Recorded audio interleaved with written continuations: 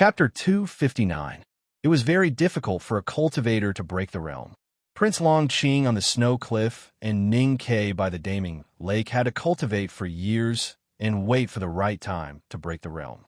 But sometimes breaking the realm was very simple. For example, Ning Ke once comprehended the no-doubt state in one go and did not feel the hindrance between the three states at all. It was also very easy for the Taoism girl in the red dress to break the realm. The wind and snow condensed into a bundle around her waist. The grass and peach blossoms on the cliff seemed to bloom and wither. When the vitality condensed, she became a grand cultivator in the knowing destiny state. As everyone knew, the Tao addict, Yi Hongyu, was in a higher state than Prince Long Qing. Even Long Qing had reached the threshold of the knowing destiny state, not to mention her.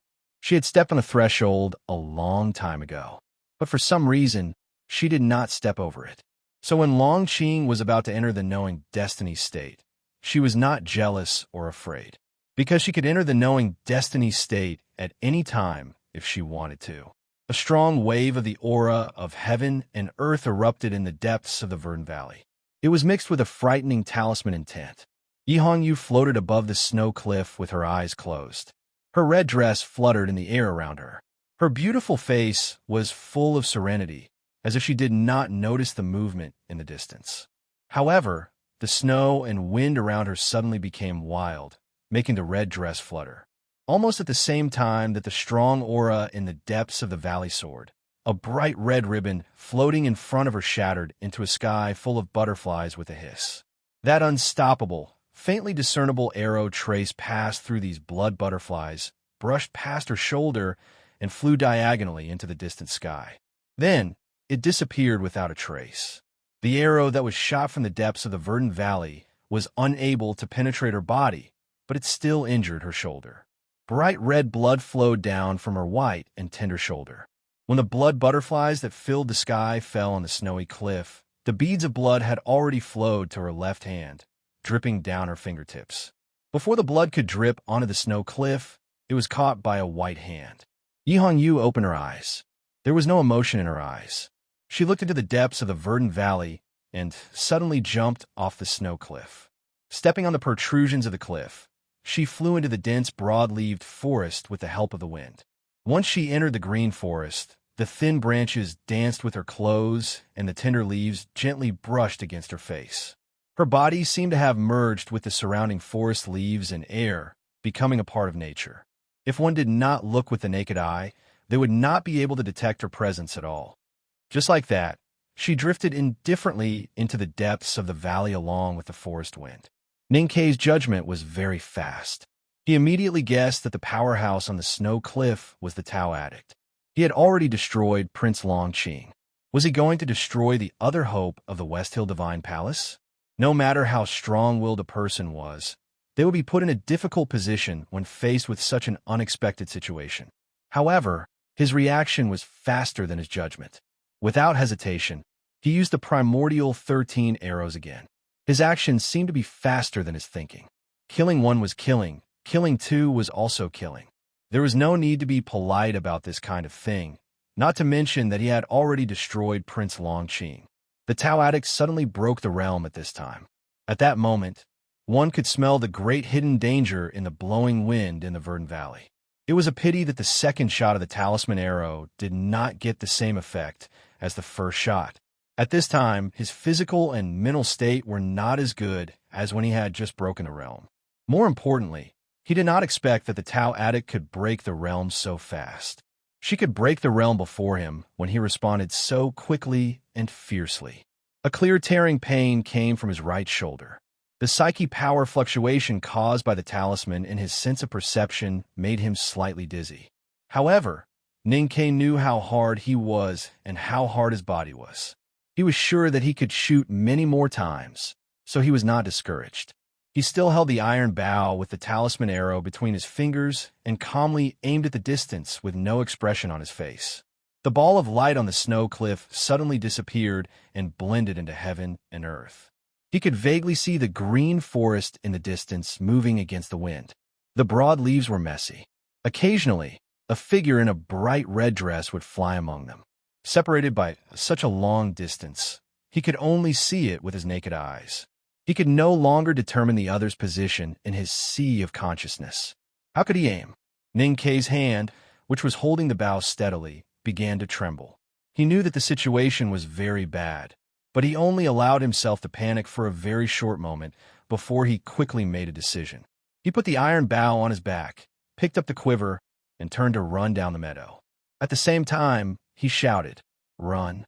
Just a moment ago, he had been calmly and fearlessly drawing his bow, but in the next moment, he was running away like a frightened rabbit. Mo Shanshan's fingers, which had been constantly tapping and calculating, suddenly froze. Looking at the back of the fellow who had already run to the bottom of the meadow, she asked in confusion, "Didn't you say that you were going to kill people here?" Ning Kei shouted anxiously without turning his head, "That woman is too cruel. We can't kill her, we can only be killed by her. Let's retreat." Sang Sang was Ning Kei's life. Sang Sang was a poor girl who had been abandoned since she was a child and survived by soaking in corpse water. She suffered from the congenital cold disease and was ordered around by Ning Kei for many years. This indirectly proved that Ning Kei's life was very hard. He had managed to avoid the disaster of bloodshed with the promise of breaking the realm. He had distanced himself from Prince Long Qing with an arrow. He had thought that after this, he would have a beautiful life. He only needed to open the front gate of Devil's Doctrine, take the tomes of Arcane, pick up some treasures, and find a familiar aura before returning to the south with glory. He did not expect that a stronger enemy would come next. Entering the snow mountain in the wilderness, they would definitely meet some strong enemies, including the West Hill Divine Palace. Ning Kei had a meticulous idea and plan for these things. He took the calligraphy addict with him, carried the primordial 13 arrows, and carried the brocade bag. He was confident that he would be able to deal with any situation. However, he did not expect that Tao Addict would start to break the realm before Prince Long Qing could break the realm. Moreover, Shi Rue really succeeded in transforming into a terrifying grand cultivator. The waves in the front of the Yellow River were wrapping around the waves behind. Each wave was stronger than the previous one. It was so overwhelming that he could not stand it. It was like an unreasonable parent coming after he hit a child, or a gangster godfather coming after him. He bullied a tall, rich, and handsome man, but his arrogant and cold sister, who inherited the great legacy of the family, came after him. His life was really too hard. Among the cliffs, Tang Xiaodang smashed the red giant knife in her hand on the ground. The little girl raised her hand and covered her mouth tightly. Looking at the source of the aura in the distance, she thought of what her brother had said. Her eyes were filled with disbelief and extreme worry. She said bitterly, "That crazy woman actually broke the knowing destiny state like this? Then I won't be able to beat her if I meet her again. How annoying." The desolate girl suddenly noticed the movement on the opposite cliff. Looking at the lonely figure in the Taoist robe, she said in surprise, "Why did he just leave like this? His sister has become a grand cultivator. Why didn't he react? Doesn't he want to help her?" Tang looked at the Taoist walking further and further away on the opposite mountain path. He looked at the Taoist desolation and loneliness that was extremely discordant with heaven and earth. He thought of the proud and conceited young Taoist from 14 years ago. His thick eyebrows gradually furrowed, and he said, "A person who has passed the hermetic death will naturally not care about things like family." The Taoist who walked down the cliff was more powerful than before. Tang did not care. Although he did not know how the Taoist had broken through the life-death latch, he knew that people who had entered that state would often be much more indifferent to the things around them. Their Taoist heart would continue to be proud in a new way. Naturally, they would not break their promise easily. He looked at the verdant valley in the distance. After a moment of silence, he said, "The Tao Addict is really amazing. I don't know how she could resist the temptation of breaking through the realm at such a young age. She even forcibly sealed her state in the see-through state for such a long time. Is it so important for her to catch up with my brother's lonely figure?" Tang Xiaodang did not understand and asked in surprise, "Forcibly sealed her state? Why did she do that?" Sometimes cultivation is like climbing a mountain. Sometimes it is like using a ladle to fill a lake. Sometimes it is like using a stone to fill the sea. It is all about perseverance and willpower. But the last step the last ladle, and the last stone represent the lucky chance. Tang said, different lucky chances lead to different gains. The Tao addict has already reached the end. She is only one step away from the peak, one ladle away from the lake, and one stone away from the sea. But she has never completed the last step. She resisted the temptation of becoming a grand cultivator of knowing destiny with great perseverance and forced herself to stay in the see-through state. She meditated and cultivated thousands of Taoist skills just to wait for the last lucky chance. Tang Xiaodang asked, today she suddenly broke through the knowing destiny state. Is it because the lucky chance has come? As the saying goes, Taoism follows nature. The most wonderful thing about Haotian Taoism's lucky chance is to let nature take its course. Today, Longqing was destroyed on the snow cliff, so the Tao addict was naturally angry. If she wants to kill Ning Ke and the calligraphy addict, she needs to break through the knowing destiny state. This kind of need is nature, so she naturally broke through the knowing destiny state. Tang Xiaodang turned his head and looked at his young sister with pity. He said, I did not expect Ye's sister to be such a woman. Her perseverance in cultivation and pursuit of power are almost crazy. No wonder she is called the Tao addict. Tang, if you can't grow up quickly, you will never be her opponent. Tang Xiaodang was considered inferior to the Tao addict, Yi Hongyu, but she was not ashamed or annoyed. She stuck out her tongue cutely and said proudly, if I go to Chong and City and ask the headmaster of the academy to be my teacher, I don't believe I can't beat her. After a moment of silence, Tang Xiaodang nodded and said, you are right. Tang Xiaodang suddenly thought of something. She looked into the distance and said with a frown, brother, if I want to ask the headmaster of the academy to be my teacher, Ning Ke will be my senior brother. Should we go and save him now? Tang stood up and said, although the Tao addict is good, don't forget that Ning Ke is the world wayfarer of the academy and the core disciple of the headmaster of the academy. How can he die so easily? After saying this, he suddenly fell into silence. He raised his eyes and looked around the desolate snow-capped peak. The cold wind on the cliff peak kept blowing against his iron-like chest. He didn't see anything, but he seemed to see what he wanted to see. Tang Xiaodang asked curiously beside him, brother, is the Tomes of Arcane in the front gate? Tang shook his head slowly and said, the headmaster did not tell me. Tang Xiaodang said with emotion, I don't know when the headmaster will reappear in the world. 23-year cicada cultivation. Do we really have to wait for 23 years? After a moment of silence, Tang said, 23 years is coming. At this moment, intermittent singing came from the natural mountain path between the opposite cliffs. The lonely wayfarer of the Jisho Abbey walked in the lonely world and sang a Taoist song that was difficult to understand. Flowers bloom on the Iron Arrow Cliff, sprouts on the fat fish table. The sea is full of stones. I sleep in the stable. You are on the other side. The leader is sick. I took her to the hospital at night and did a checkup. It's not a big problem. She just has a fever, and the doctor did not give her an infusion. She should take the medicine first. I'm still sick and really tired. Damn it, it's like how Ning Ke feels. But it's also like Tang's praise. I can still hold on and write like this. It's worth praising. Thank God in you. Tomorrow is Saturday, just a day off. I wish everyone a happy weekend and good health. To be continued. If you like this work, please come to Chidian. Come to vote for me. Your support is my greatest motivation. Chapter 260. The treetops swayed against the wind, and the sound of leaves falling could be heard continuously. The red shadow approached the Daming Lake quickly. Neither the dense trees nor the cold wind could slow down the red shadow. Ning Ke and Mo Shanshan rushed down the meadow and ran quickly to the other side of the lake. Although they were fast, they were still too slow compared with the speed of a grand cultivator who had entered the knowing destiny state. They had just run to the north bank of the Daming Lake when the figure of Tao addict, Yi Hongyu, had floated out of the forest and landed on the wetland of the south bank.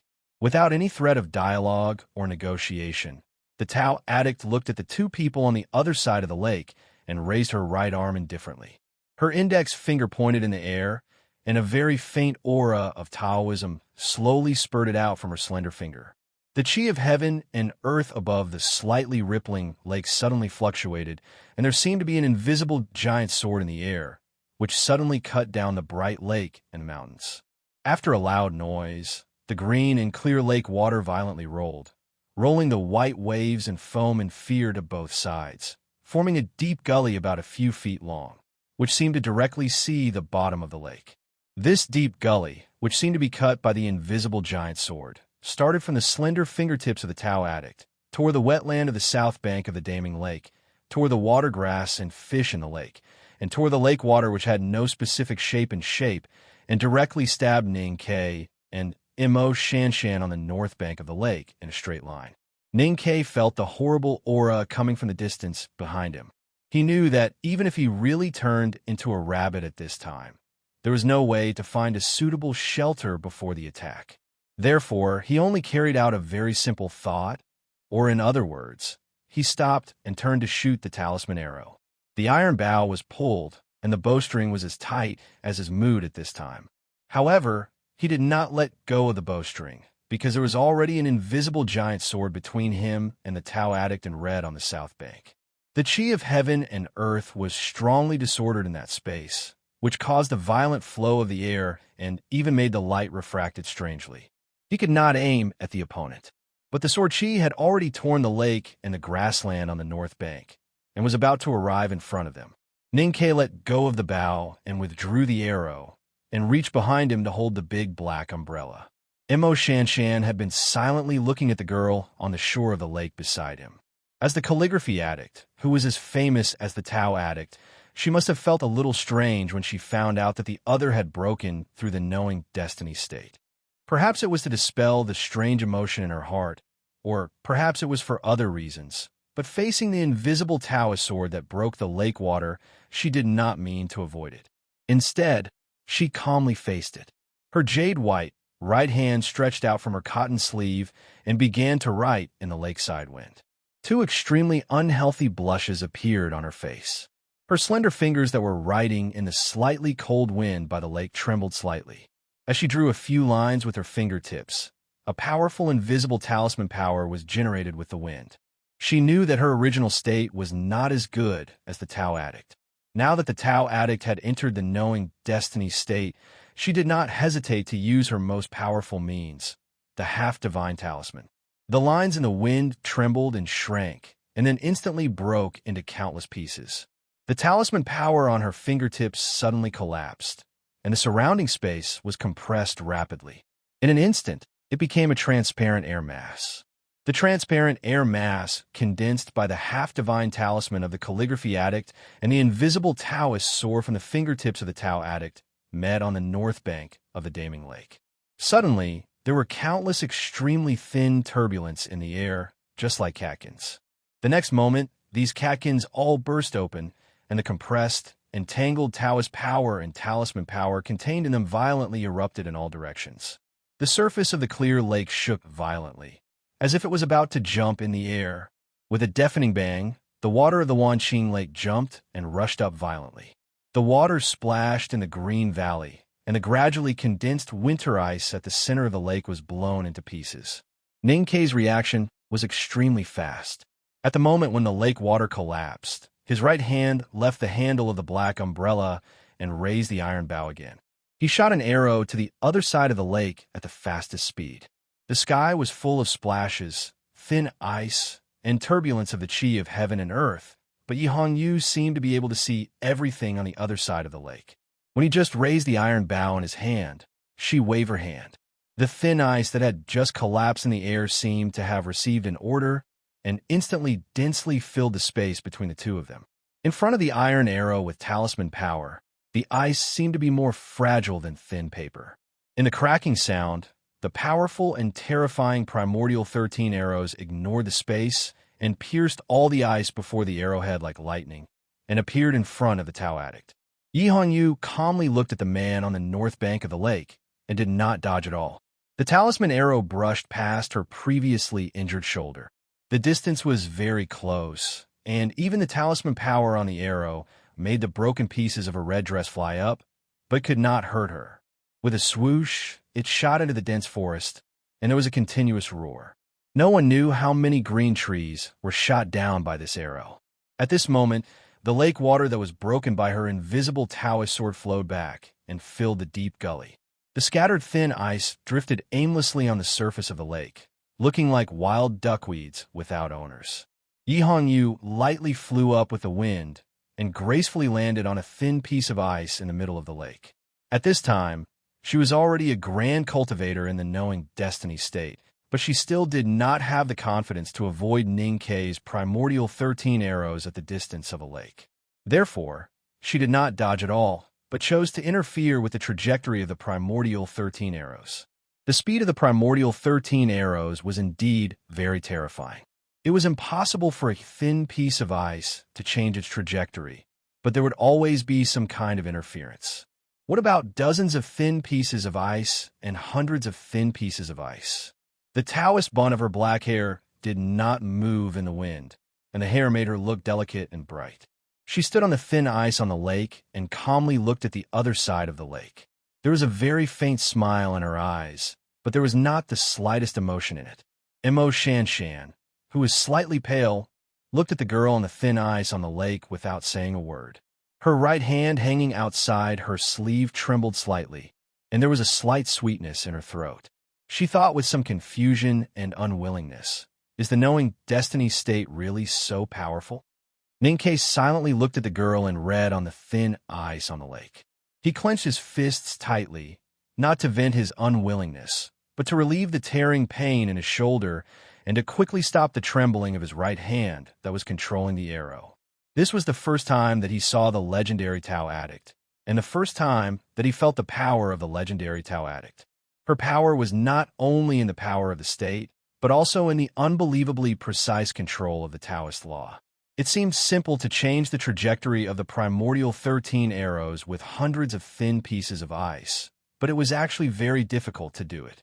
The angle of the contact between the thin ice and the arrow cluster in the air had to be extremely precise in order to achieve the infinite superposition of different small deviations. It was fine to control a piece of thin ice, but she controlled hundreds of thin ice at the same time in such a short period of time. What kind of precise control did she need? How on earth did she do it? The aftermath of the lake was still there. With the undulation of the water surface, the Tao addict, Yi Hongyu, who was standing on the thin ice, moved up and down gently. She looked at Mo Shanshan on the shore and said calmly, "The half-divine talisman is indeed a little interesting. Calligraphy addict, you have made a lot of progress and can be my opponent. If you can comprehend in the knowing destiny state and become a real divine talisman master, you may really have a chance to defeat me. Unfortunately, you still need many years to reach that step." Mo Shanshan slightly lowered her head and did not say anything. Yi Hongyu looked at Ning Kei and said with slight mockery, "You're Ning Kei? I know that you're the weakest world wayfarer in history, but I really did not expect that you would be so weak. You are a disgrace to the academy." If others laughed at Sang Sang, Ning Kei might be very angry and immediately jump up to greet the other party's ancestors. But if he was laughed at or ridiculed, he would not feel anything as long as he was not beaten to death. Holding the iron bow, he looked at the girl on the thin ice in the middle of the lake and said with a smile, "Don't say that. I also made you bleed." He did not raise the iron bow to aim at her, because the previous battle had at least proved that the primordial 13 arrows were not sure to kill a grand cultivator in the knowing destiny state without a sneak attack. He never did things that he was not sure of. Now that the Tao addict seemed to want to talk, he was certainly willing to accompany her to talk. After all, according to his judgment, the Tao addict seemed to be very confident in killing him and Mo Shanshan. But since they were enemies, what he said was naturally not good. A man making a woman bleed instead of cry was often associated with the affairs of the boudoir in the tavern. Unfortunately, both the Tao addict and the calligraphy addict had lived in the Cloud Mountain all their lives and were obsessed with the cultivation of talisman books. How could they hear the wretchedness hidden in his words? So they did not respond at all, which inevitably made Ning Kei feel a little regretful. He then said, "Can I ask you something?" Yi Hongyu looked at him calmly, without any emotion in her eyes. She was like a mountain cat looking at a bamboo rat, disdainfully playing with it. She waited calmly because of the huge gap in strength. Her red lips slightly opened and she said softly, "What is it?" Ning Ke asked, "Is Prince Long Qing dead?"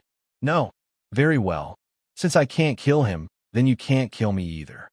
Ning Ke looked at the Tao addict on the thin ice on the lake and said, very sincerely, "I admit that I am indeed the weakest world wayfarer in history. I also admit that I am really a disgrace to the Academy and the headmaster because I can't beat you. But I think it is necessary to remind you that if you kill me, the Academy and the headmaster will feel even more disgraced. I am afraid that even the Divine Hall will not be able to protect you then." He once again used the Academy and the headmaster of the Academy as his backing. This was a very boring method, but what happened in the Palace of the Wilderness and countless stories recorded in the history books had already proved that this was the most effective method. But the next moment, he found that this method had no effect on the Tao addict. Yi Hongyu's eyes gradually brightened.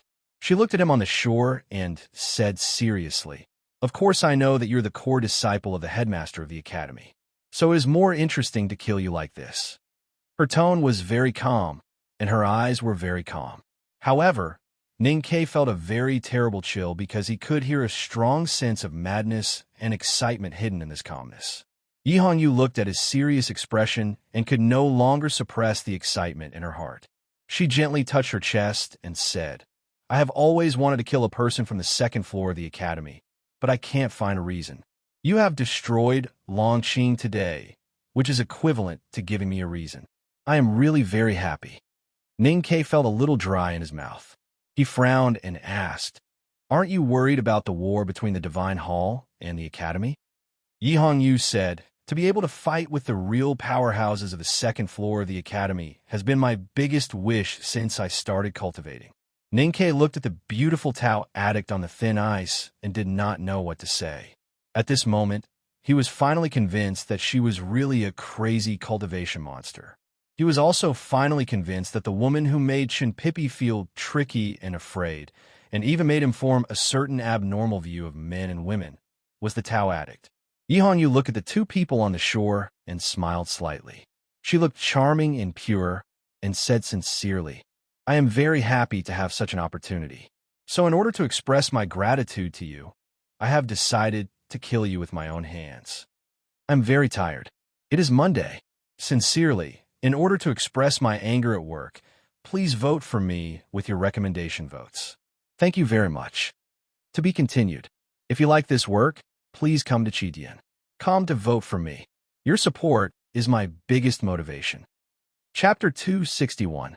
Looking at the Tao addict's expression and hearing her words, Ning Ke could not help but be stunned. He understood that it was really the moment of life and death. After a moment of silence, he looked at Mo Shanshan beside him. Mo Shanshan also happened to look at him. Their eyes met in the lakeside wind, and they could see each other's true feelings. If the Tao addict had not entered the knowing destiny state, then even if the calligraphy addict and Ning Ke joined forces, they would not be so embarrassed, let alone be killed by the Tao addict. However, it was strange that Ning Ke and Mo Shanshan's eyes were slightly anxious, but there was still no fear in the current extremely dangerous situation. Yi Hongyu did not care about their eye contact because she was confident and crazy enough to knock them down and kill them in the deep valley of the mountains. The lake, which had just calmed down a little, began to shake violently again following her thoughts. The clear lake water was sucked up by an invisible tornado and slowly rotated around her graceful figure. The tail of the tornado left the surface of the lake and formed a transparent beam of water. Then, the surface of the transparent beam of water gradually showed dense wrinkles. The faint sunlight shone on it and formed countless light flakes that looked like silver scales. The beam of water circling around her waist was like a fish. With a flick of her slender fingers, the thin fish condensed by the lake water around her waist shot out like an arrow leaving the bow. It broke the slightly cold air above the lake and rushed to the two people on the north bank of Daming Lake with a horrible aura of heaven and earth. Mo Shanshan frowned and stared at the high-speed water fish. She put her left hand behind her back and stretched out her right hand from her cotton sleeve. She quickly drew several lines in the air with her index finger. She did not care about the rapid consumption of her psyche power and once again used the half-divine talisman without hesitation. The talisman power in the lakeside was strong. The water beam fish condensed by the Tau Addict's aura had pierced the shore. Just when it was about to touch the transparent air mass condensed by the half-divine talisman, a very bright light suddenly shot out from the depths of the transparent water beam. The light was as pure and sacred as Hao Yan's divine light. It was refracted by countless scales on the surface of the water fish and suddenly shone brightly. It instantly illuminated the verdant valley and Daming Lake, as if the sun in the sky had come here. The blazing light abruptly burst out, mercilessly piercing into Mo Shanshan's clear black pupils. The girl snorted lightly, her face instantly turning pale. Her ocean of consciousness was shaken, and her control over the divine talisman was weakened. Ningke did not expect that the thin, fish-like water beam could have such a strange Taoist law effect. He only felt a light and then a sharp pain. He could not help but groan and almost fell to the ground. Sharp whistling sounds rang out one after another. Taking advantage of the weakness of the divine talisman, the fish-shaped beam of water, which seemed both real and illusory at the same time, kept moving forward with terrifying power. It seemed that it was about to tear the transparent mass of air apart.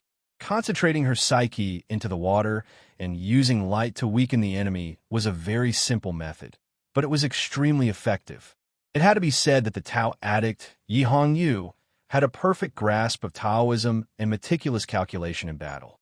The Haoyans and Hao Ningmo's eyes were dazed by the Haoyan, and was so K that they could not see. Fu was hit by the Quebec and was about it. However, at this moment, a powerful talisman suddenly appeared on the shore of Daming Lake. The talisman was calm and peaceful, but it was especially powerful because of its purity. The transparent water beam that came to the lakeside instantly froze. No matter how it struggled, no matter how the complicated scales on the surface of the water beam shed off and regrew, no matter how the blazing light refracted from the depths of the water beam became even more intense, it could no longer move forward. It was as if a giant hand between heaven and earth had coldly strangled the fish. The wind on the north bank of Daming Lake suddenly stopped, and the wisps of wind instantly disappeared. The air was suppressed by the powerful talisman and dared not to have any intention of flowing. Even the debris that was falling in the wind also stopped in the air. The stillness was not absolute stillness, but a kind of stillness that one could not break free from. Half a mu of the lake was trapped in this stillness. The restless lake water struggled to flow, but it could not flow out. The thin ice on the surface of the lake struggled to break, but it did not spread in all directions. Instead, it compressed inwardly, becoming smaller and smaller. A green leaf floated to the lake from the shore and was instantly torn into pieces by the talisman. However, it was tightly tied into a bundle and did not spread. It just became a mass of green furs, which looked extremely magical. There seemed to be countless ropes between the sky and the earth by the lake. They were so wonderful that they tied up everything and restricted their movements. Because the talisman was called the Binding Fu, the brocade pouch that Ning Ke held tightly in his left hand had been broken. There was nothing in the slightly charred mouth of the pouch. The divine talisman had been activated according to his mind and began to bind everything that could be encountered on the lake. Standing on the thin ice on the lake, the Tao addict's fluffy bright red Taoist dress was compressed by the Binding Fu and clung to her body. The thin and soft dress tightly wrapped around her graceful body, which looked extraordinarily beautiful and tempting. The red laces that usually fluttered in the wind had long since fallen to the ground, dispiritedly wrapping around her legs. The bright red laces intertwined with her fair and naked legs, revealing a somewhat sinister sense of beauty. Unfortunately, the water condensed by the talisman was still shining brightly. Ningke could not open his eyes for the time being. Otherwise, if he saw the tight dress of the Tao addict at this time, his eyes and mind would definitely feel very comfortable. Yi Hongyu knew what she looked like at this time.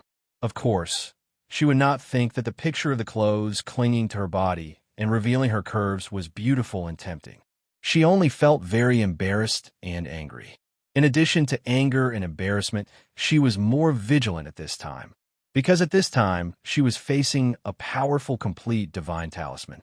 Although it was far less powerful than that of a divine talisman master, she could not ignore it. This horrible Binding Fu could not bind her psyche power consciousness, but had bound her body. At this critical moment, It was Mo Shanshan who took action again. Her 5 fingers on her right hand bloomed like an orchid and instantly dispelled half of the divine talisman that was fighting with the Tao Addict's virtual fish. Then her left index finger suddenly stabbed out like a sword. A strong sense of dryness appeared on the lakeside. There was no flame in the air, but there was already a higher temperature than the flame. Half an acre of the lake near the north bank suddenly boiled, and the water mist rose. After the virtual fish shone, Ninkei had been closing his eyes, but the psyche power and his sense of perception had been acutely perceiving the surroundings.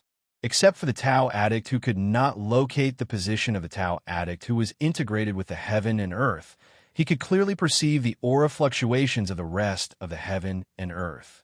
When the impatience just appeared, he knew that Mo Shanshan was going to use the sky-burning talisman. Therefore, when a mist on the surface of the lake was rising and the light was overflowing, he opened his eyes immediately. He drew his bow as fast as he could and shot an arrow at the Tao Addict, who was looming in the mist on the other side of the lake. There was no sound, only a very thin black hole formed by the water mist on the lake surface and the high-speed, rotating fog beside the hole. The hollow talisman arrow made of mystic iron came to the Tao Addict. The divine talisman bound the graceful body of the Tao Addict. Logically, she had no chance to survive before the talisman arrow. However, to Ning Kei's shock, the virtual fish that was also bound by the divine talisman seemed to have sensed his thoughts before he shot the arrow. It forcibly broke its body made of water and instantly returned to the front of her. There seemed to be a faint whine in the mist on the lake surface that was shining with a strange light. Half of the virtual fish in the lake was directly torn into pieces by the powerful primordial 13 arrows, and then turned into water drops all over the sky and fell into the lake, as if there was a rainstorm. At this time, Ning Kei finally knew that the Tao Addict's natal item turned out to be a fish. The Tao Addict's left shoulder was seriously injured again, and blood gushed out. However, because the majestic binding fu didn't flow into the lake, it turned into countless drops of blood and stuck to her bare white shoulder blade. If the virtual fish in the lake had not blocked the talisman arrow at the most critical moment, she would have been shot to death by the arrow. However, although she was alive now, she was also seriously injured. Her left arm was almost broken, and more importantly, her natal item was severely damaged and might never be able to repair. The girl's beautiful face was extremely pale. She stared coldly at the lakeside on the other side of the mist and suddenly said with a little madness, "Uncle Yensei's divine talisman is really powerful, but it's a pity that you are not Uncle Yensei." Ning Kei ignored what she said. He took out the 4th primordial 13 arrow and put it on the tight bowstring. His fingers that controlled the bowstring trembled slightly, and blood was dripping from the corner of his mouth. The continuous shooting of talisman arrows shocked his sense of perception too much and also caused great harm to his body. But he only had one thought at this time. That was to take advantage of the opportunity of the binding fu to shoot her to death at all costs, even if he had to shoot all the 13 talisman arrows in the arrow box. But the Tao Addict would never give him any chance to shoot again. A shrill, angry, and cold shout sounded on the Daming Lake. The Tao Addict couldn't break the binding fu for the time being, but she didn't need to, because she was really angry at this time. Just as Ning Kei wanted to kill her at all costs, she also wanted to kill Ning Kei at all costs. The price mentioned in it even included her natal item that had been broken into 2 pieces and was seriously damaged. The virtual fish in the lake, which had forcibly broken free from the binding fu to save its owner, had been torn into 2 pieces at this time. One half of it was shot by the primordial 13 arrows, and the other half was still bouncing on the lake. As the cold shout burst out from Yihong Yu's red lips, the half of the virtual fish in the lake suddenly calmed down, as if it was mourning at the moment before death, and then suddenly exploded. The transparent water column exploded into a rainstorm, and the dense scales on the surface of the virtual fish were stripped from the lake by some magical force, and shot to the shore with the explosion of power. A piece of transparent fish scale turned into a small and sharp Taoist sword in the air. Tens of thousands of transparent fish scales turned into tens of thousands of small and sharp Taoist swords in the air. When a virtual fish in the lake turned into rain and sprinkled on the surface of the lake, The tens of thousands of Taoist swords had already sprinkled on the two people on the shore like a rainstorm. The momentum was majestic and irresistible, like black clouds pressing down on a city, which could destroy everything in the world. I will write more tomorrow. It is estimated that I can't finish this month's task. I apologize to everyone, but I really don't blame myself. It's not the fault of the war. I can't help being sick. I will try to write more before the end of the month to relieve my anxiety. To be continued. If you like this work, please come to Chidian. Come to vote for me. Your support is my greatest motivation. Chapter 262. It was said that very high places were very cold. Yi Hongyu, the Tao addict, had a very high state. The tens of thousands of Taoist swords as she sprinkled on the lakeside like a rainstorm were also very cold.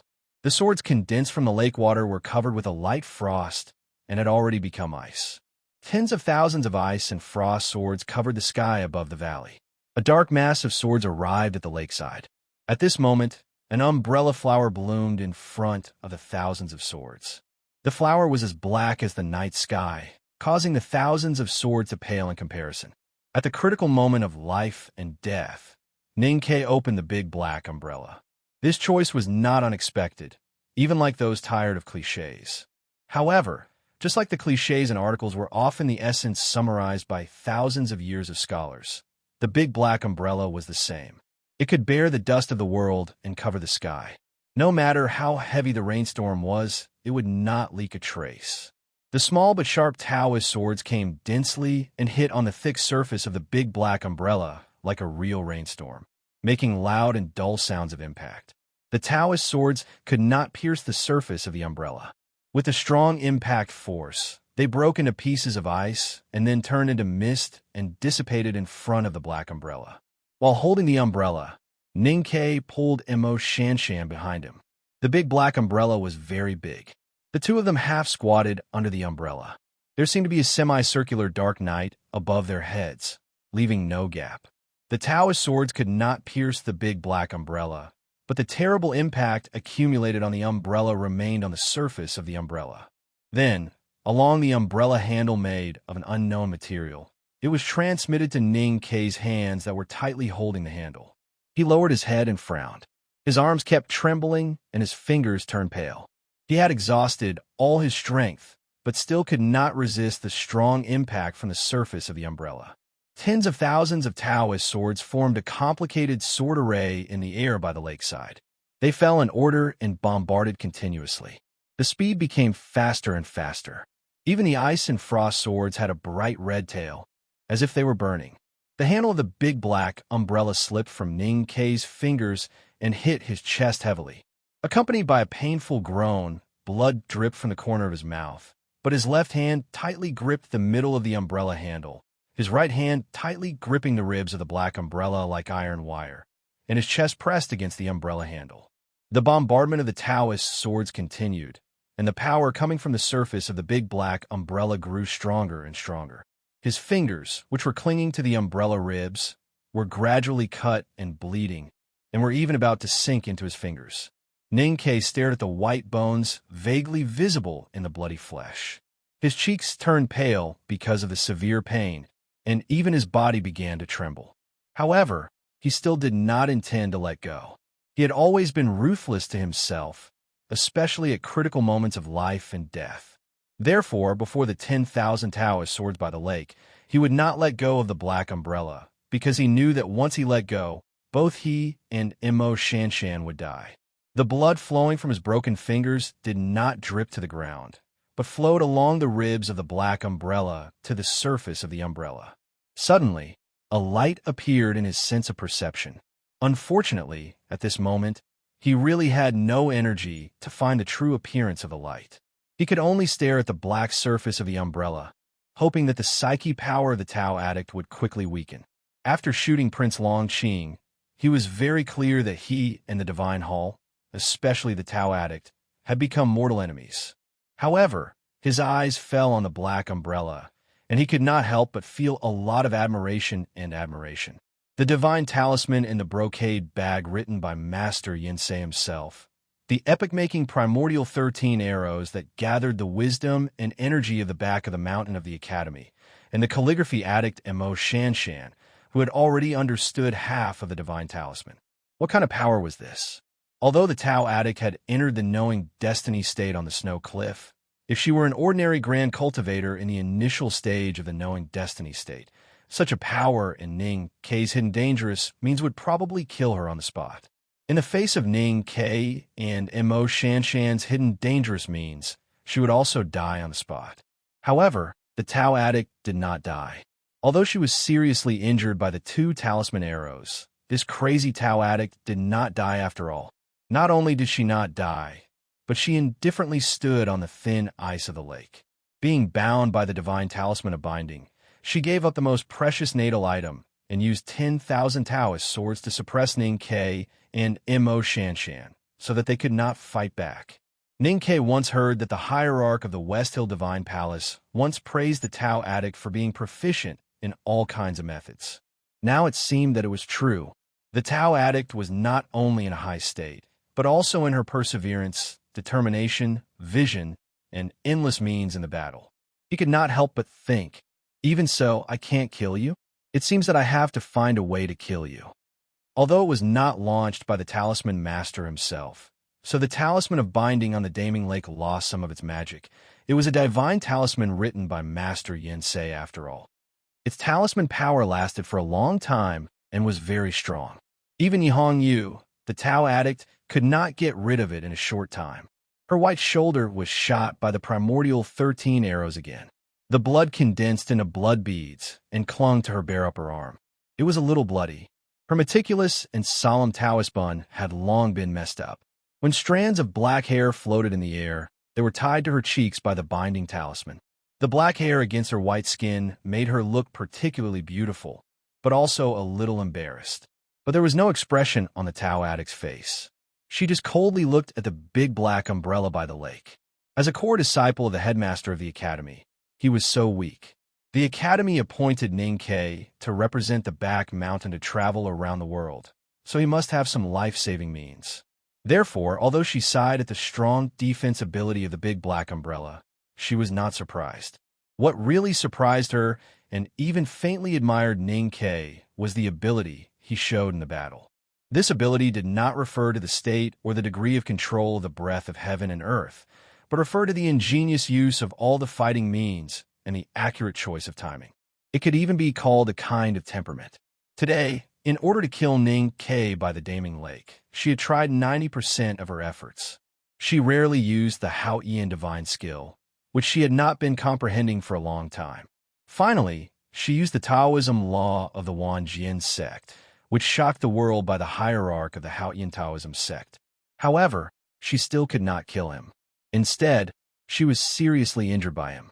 The miserable wound on her shoulder, the slightly warm blood in her palm, and the blood beads on her upper arm all made Yihong Yu feel angry, humiliated, and even crazy. But her eyes began to burn like the swords formed by the frozen water scales, revealing a fanatical coldness. Only when facing an opponent who was truly worthy of respect would such a look appear. In order to prove her Tao, she searched for powerhouses on the Peach Mountain of West Hill and searched for the descendants in the wilderness of the world. Over the years, she had fought with many powerhouses, but very few of them could win her respect and even admiration. Because in her view, those so-called powerhouses only had the state and powerful strength, but did not know how to use them. They were as worthless as pedantic scholars. Until today, she met Ning Kei and found that the weakest world wayfarer in history was an extremely rare cultivator who understood the true meaning of fighting. Although his state was still low, as long as his state improved a little, he would definitely be extremely powerful when proving his Tao by life and death. She was very sure of this inference, because she was such a person. The big black umbrella trembled under the Taoist swords of the rainstorm by the lake. It seemed that it would collapse at any time, but it did not. The water mist that the ice swords turned into became thicker and thicker and gradually buried it. The Tao addict looked at it expressionlessly and said very seriously in her heart, "Even this can't kill you? It seems that you really have to die." Yihong Yu was obsessed with Tao and with proving her Tao. How to prove her Tao? Only life and death, so she fanatically pursued fighting. Ning-Ke was obsessed with life and death. Why did he want to die? He could only avoid death. So he fought desperately. Although the reasons were different, the apparent temperament formed was somewhat similar. If they could know each other's childhood, they would probably know that they were the same kind of people. Because they had the same temperament and philosophy, they admired each other and had a deeper desire to kill each other. Because it was not easy to kill, they respected each other and had to kill each other. The Taoist swords attacked the Black Umbrella, and the Black Umbrella resisted the Taoist swords. Standing on the lake, the Tao addict could not move her body, and the wound on her shoulder was still bleeding. She did not know when her psyche power would be exhausted. Hiding under the umbrella, Ning-Ke could not move his body, and the wound between his fingers kept bleeding. He did not know when he could not hold the umbrella tightly. As time passed, Yi Hongyu's face was pale, but there was no sign that her psyche power was exhausted. Ning-Ke lowered his head and tightly pursed his lips that were pale because of the loss of blood, and there was no sign that he would let go. The battle by the Daming Lake changed from a very intense dynamic picture to an absolute static picture. Except for the sword and the umbrella, the hidden danger was getting more and more intense. As long as one side could not hold on, it would be the time of destruction. The situation seemed to have entered a deadlock. Both of them were so fierce that they could not see the end of this deadlock. It seemed that survival or death could only depend on who could hold on to the end. In this case, a female talisman master seemed to be forgotten. But she was the calligraphy addict, so how could she be forgotten? In fact, the person who finally solved this deadlock was her. Mo Shanshan stood up and stood outside the big black umbrella. Ning-Ke was astonished. Looking at the dense Taoist swords coming toward her, the female talisman master calmly bit her finger and let the blood drip from her finger. Then she gently stretched out her finger in the air.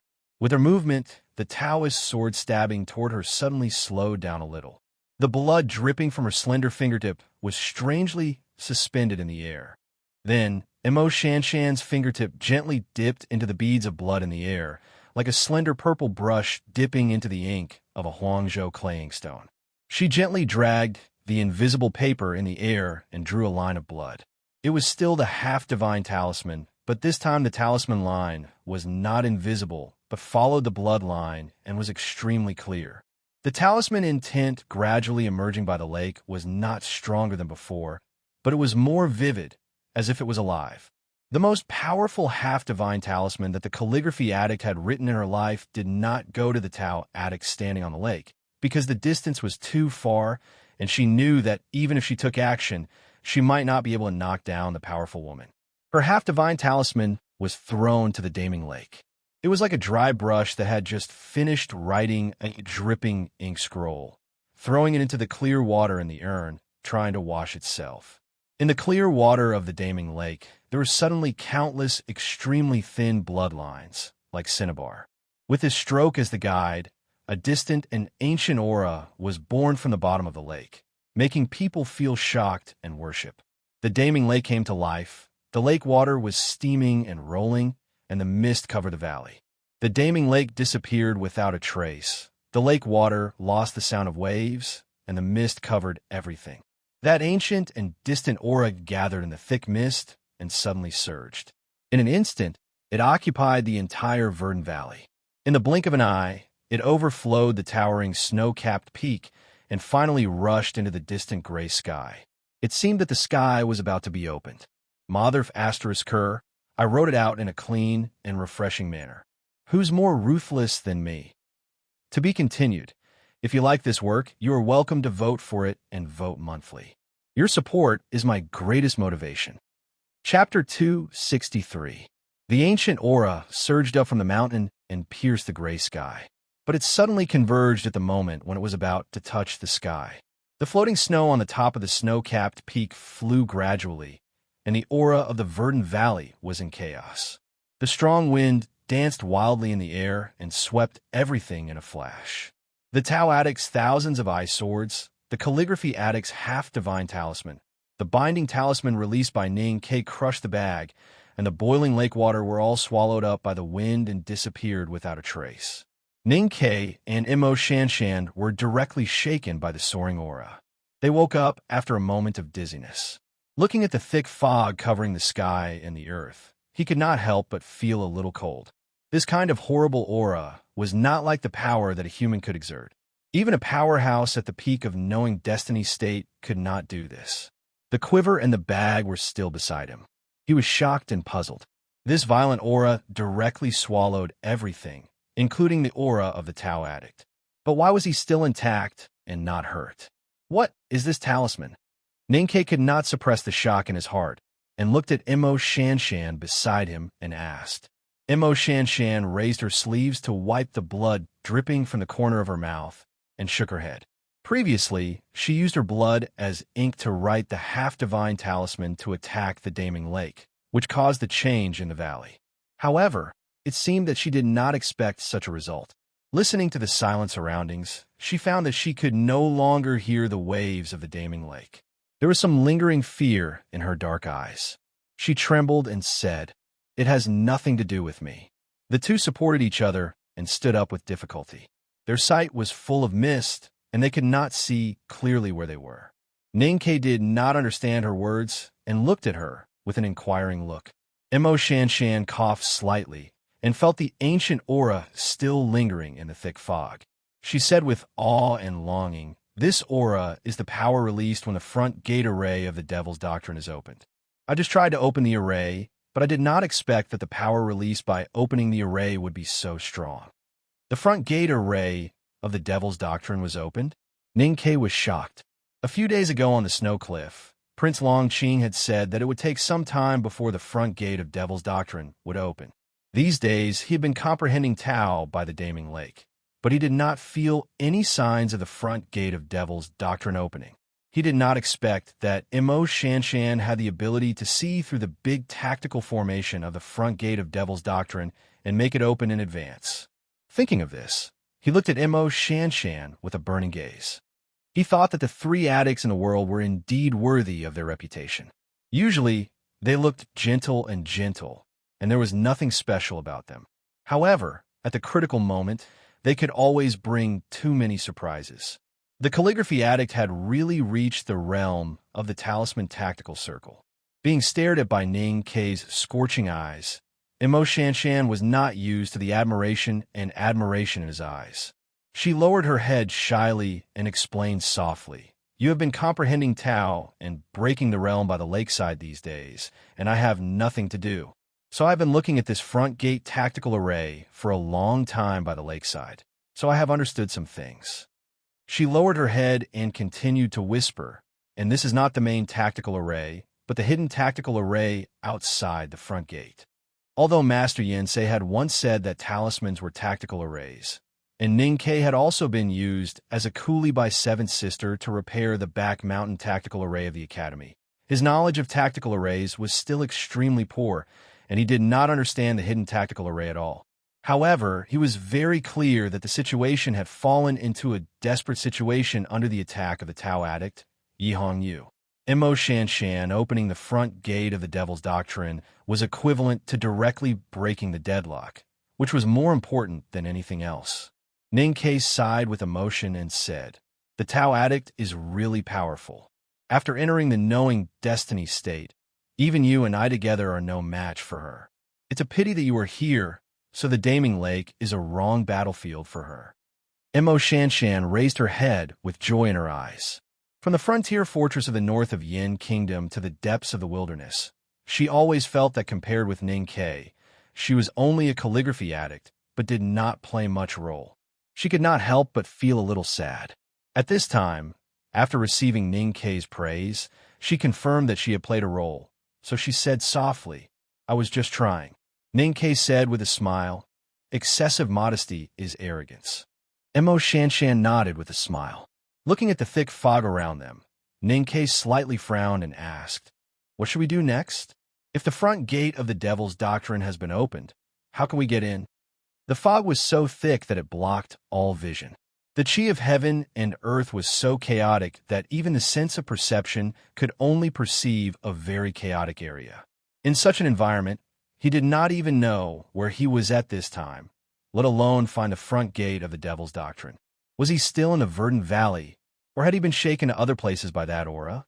Mo Shanshan closed her eyes and stretched her slender fingers out of her cotton sleeves into the fog. She slightly bent her fingers to calculate and perceive. After a moment, she opened her eyes and frowned, saying, "Let's wait for the fog to disperse." There is always time for the fog to disperse. It did not take long before the change in the chi of heaven and earth caused by the opening of the front gate of the Devil's Doctrine was gradually diluted by the real world. The fog in the air was the first to disperse, and they could vaguely see the high sky. For some reason, the originally gray snow clouds had already dispersed, revealing a corner of the blue sky. The fog dispersed faster and faster. From the blue sky to the snow-capped peak, and then to the peak, Ninkei continuously saw the lush greenery from the blue sky to the snow-capped peak. Looking at the snow-capped peak that he had seen for a few days and the relative position, he was shocked to find that the place where he and Sang Sang were standing at should be the center of the Daming Lake. However, the soles of their feet were clearly touching the ground. How could they be in the lake? Where did the water of the Daming Lake go? If the lake water was directly evaporated by the power of the opening of the front gate of the Devil's Doctrine, there should be mud under their feet. However, the hard and thick feeling was obviously a little strange. The fog continued to disperse from the sky to the land, and they could already see the green broad-leaved forest by the lake. Looking at the height of the forest, Ninkei was more and more sure that they were at the bottom of the lake with a lower terrain, and he became more and more confused. However, at this time, he had no time to think about the answer of the mysterious disappearance of the Daming Lake. Seeing that the fog gradually dispersed and the green forest gradually appeared, he pulled the bow and arrow again as fast as he could. He endured the sharp pain in his shoulder and ignored the blood still flowing between his fingers. He vigilantly searched the surrounding scene with his eyes and psyche power. His vision became clear again, and the frenzied chi of heaven and earth fluctuated calmly. It meant that the things that protected him, like a trench previously, did not exist. The Tao addict could find him at any time and launch another attack. The front gate of the Devil's Doctrine had been opened, but neither he nor Mo Shanshan were seriously injured because of it. Naturally, he did not believe that the powerful and crazy Tao addict would suffer any serious damage. The sharp and cold arrowhead of the talisman arrow moved steadily and slowly, aiming at all directions in the clear vision. It was ready to leave the tight string and shoot at the red dress that suddenly appeared. However, when the fog dissipated, he still did not find Yihong Yu's figure, no matter with his eyes or psyche power. He did not even hear the slightest noise. The whole Green Valley became extremely quiet. It was not absolute silence. There was the sound of spring water and gurgling water, which sounded intermittently around the surroundings. Ninkei did not know where the Tao addict had gone, but his intuition told him that it should be temporarily safe. He slowly pulled back the bow and looked at Mo Shanshan beside him. He took a few steps around, and the soles of his boots stepped on the gravel, making a rustling sound. At this time, they were indeed at the original bottom of the Daming Lake, but they were not stepping on black mud or silver-fine sand, but dense stones full of edges. A few days ago, when he was comprehending Tao and breaking the realm by the Daming Lake, he found that the quiet lake was not very large. However, walking at the bottom of the dry lake today, he found that it was actually very large, like a giant hollowed-out stone bowl. It was a quiet lake in winter a moment ago, and the next moment it became a dry gravel ground. This was really an incredible and magical scene. However, thinking that the Devil's Doctrine's front gate was an unknown place, Ninkei and Mo Shanshan did not show too much emotion, although they could not suppress the shock in their hearts. After a moment of observation, the two finally found out where the lake water had gone. There was water in the gravel under their feet, but it was just a very thin and shallow layer. It seeped in a certain direction along the cracks of the gravel, and then gradually converged into a flat stream, flowing to the low-lying place and finally disappearing in the center of the lake. Nothing strange could be seen at the center of the lake, but the fact that so much water could be released in such a short period of time inevitably gave people a strange feeling.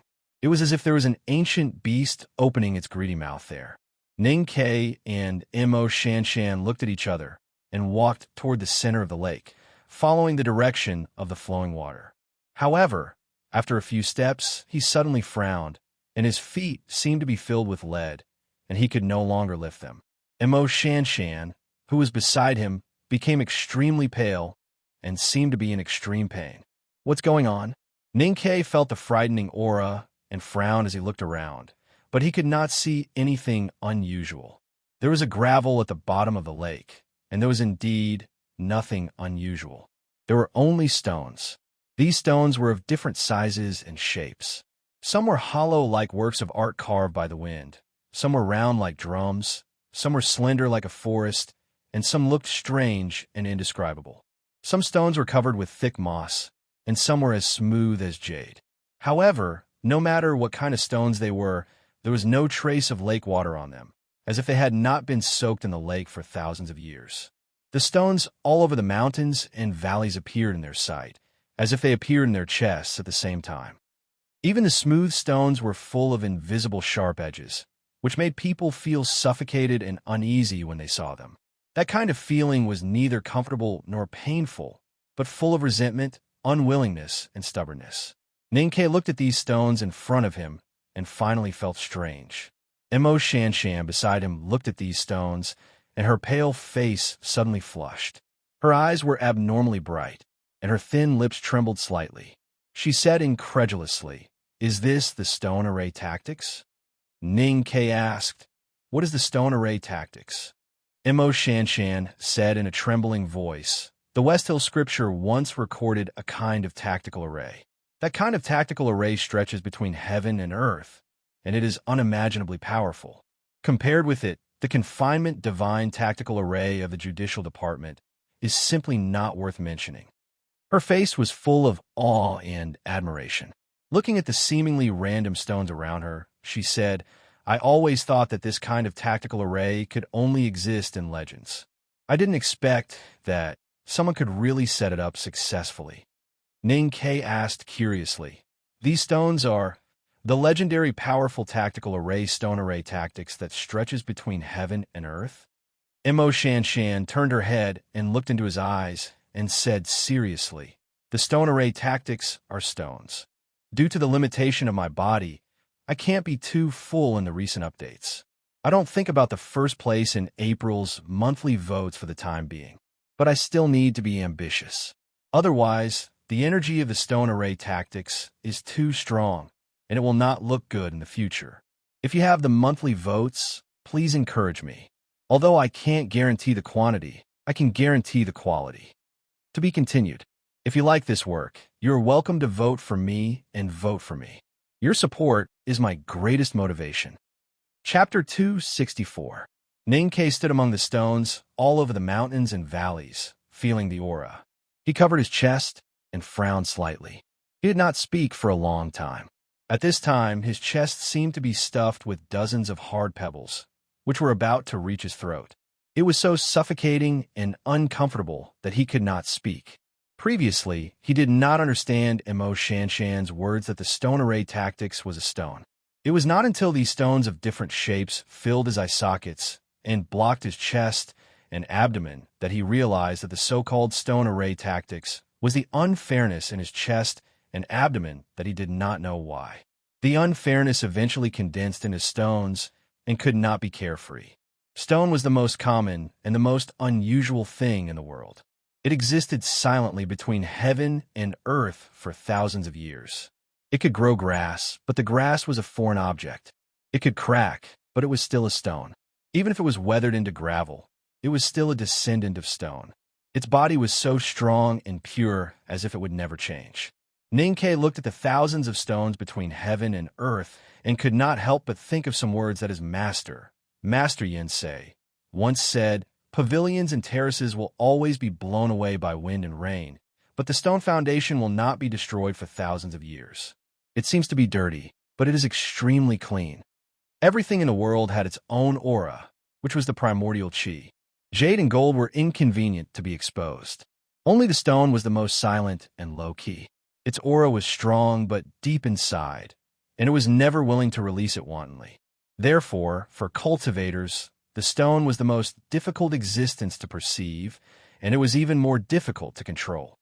Thinking that these stones had existed quietly for countless years at the bottom of the lake, in the sea, in the mountains, under the ridges, and kept their own aura, but did not want to be known by heaven and earth, Ning-Ke suddenly understood something.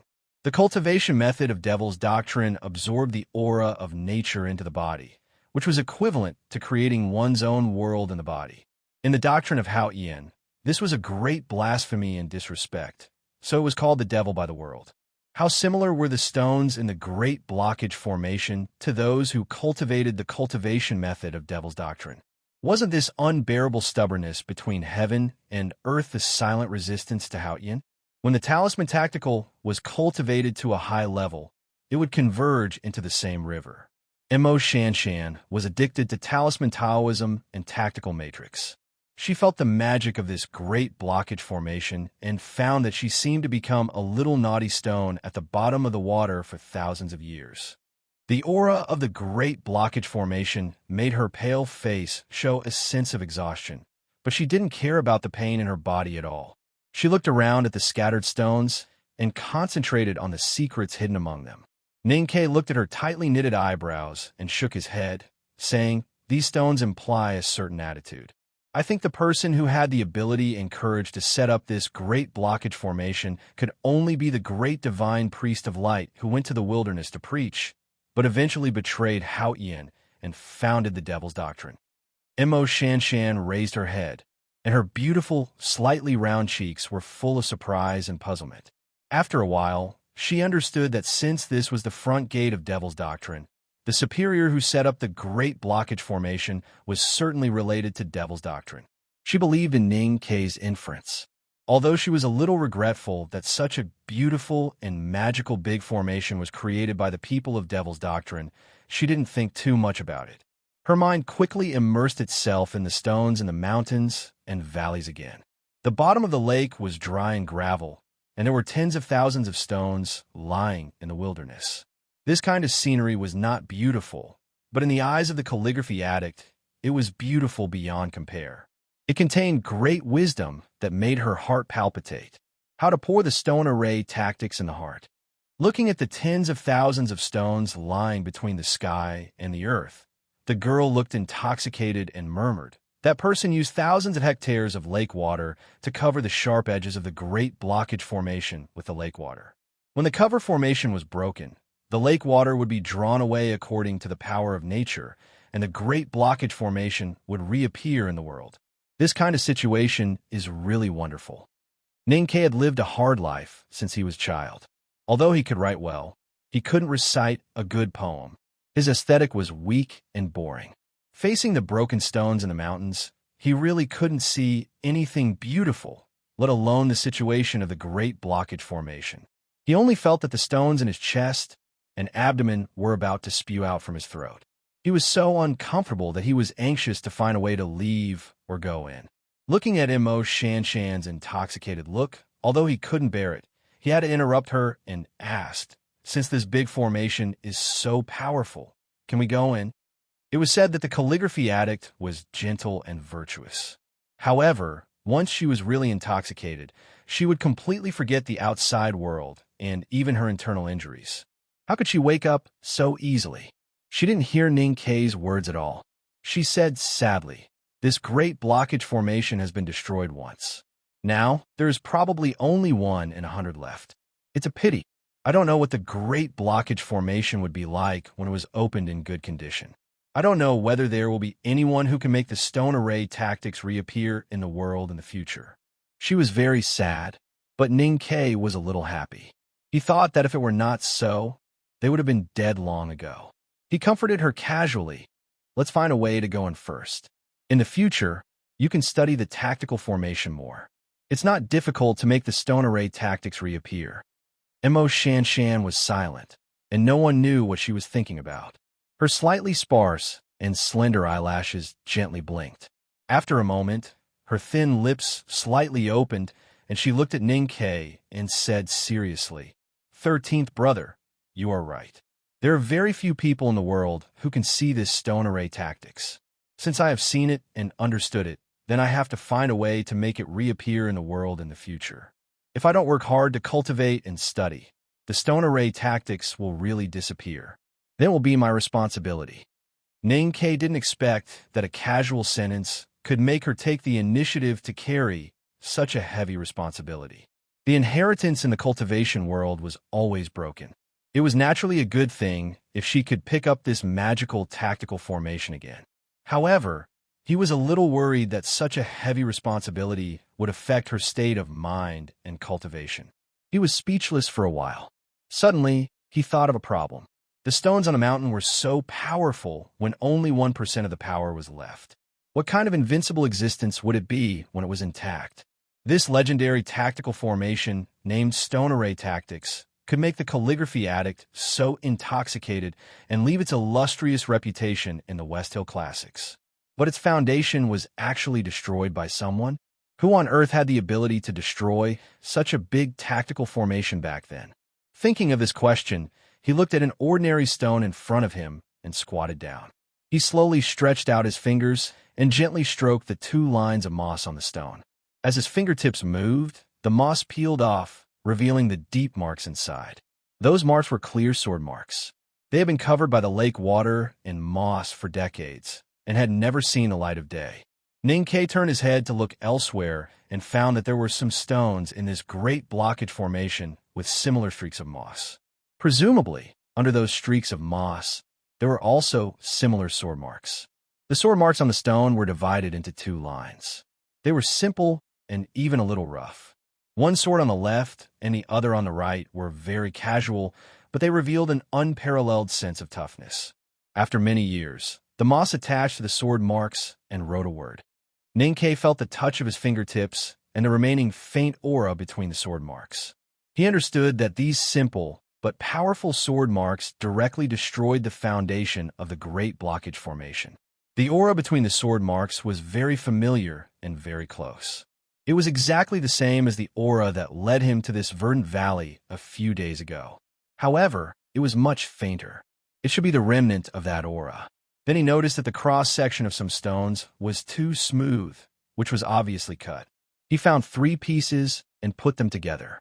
He found that a whole stone was indeed cut into 3 pieces by 2 swords. The 3 pieces of broken stone were restored to a whole according to the smooth sword marks. A few wisps of dust sprayed out from the cracks, and the remaining aura also became a little stronger. Ning Ke silently looked at the sword marks on the stone in front of him, as if he once again saw the cedar stubbornly surviving on the top of the snow-capped peak. It was strong and proud, but disdainful. It overlooked the common people, but disdained to look at the sky. The aura of the person who broke the formation many years ago was very similar to that of the Great Blockage Formation. They were both so stubborn and full of sharpness. However, if one carefully tasted them, they were essentially different. The great divine priest of light, who founded the devil's doctrine 1,000 years ago, locked his unwillingness and resentment in the stone when he set up the Great Blockage Formation.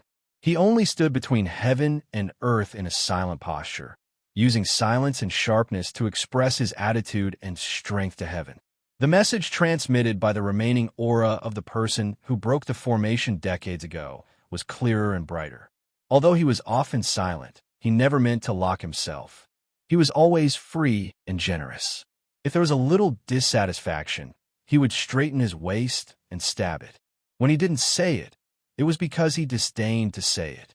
Once he said it, he would let the whole heaven know. How to cast the Great Blockage Formation. Mo Shanshan said that there was only the lake water. Ning Ke looked at the sword marks on the stone and knew that there was another answer. At least there was one many years ago. Decades ago, it was still this verdant valley, and the lake water was still in it. Suddenly, a strong wind blew, and the tactical array of the front gate of Devil's Doctrine was activated.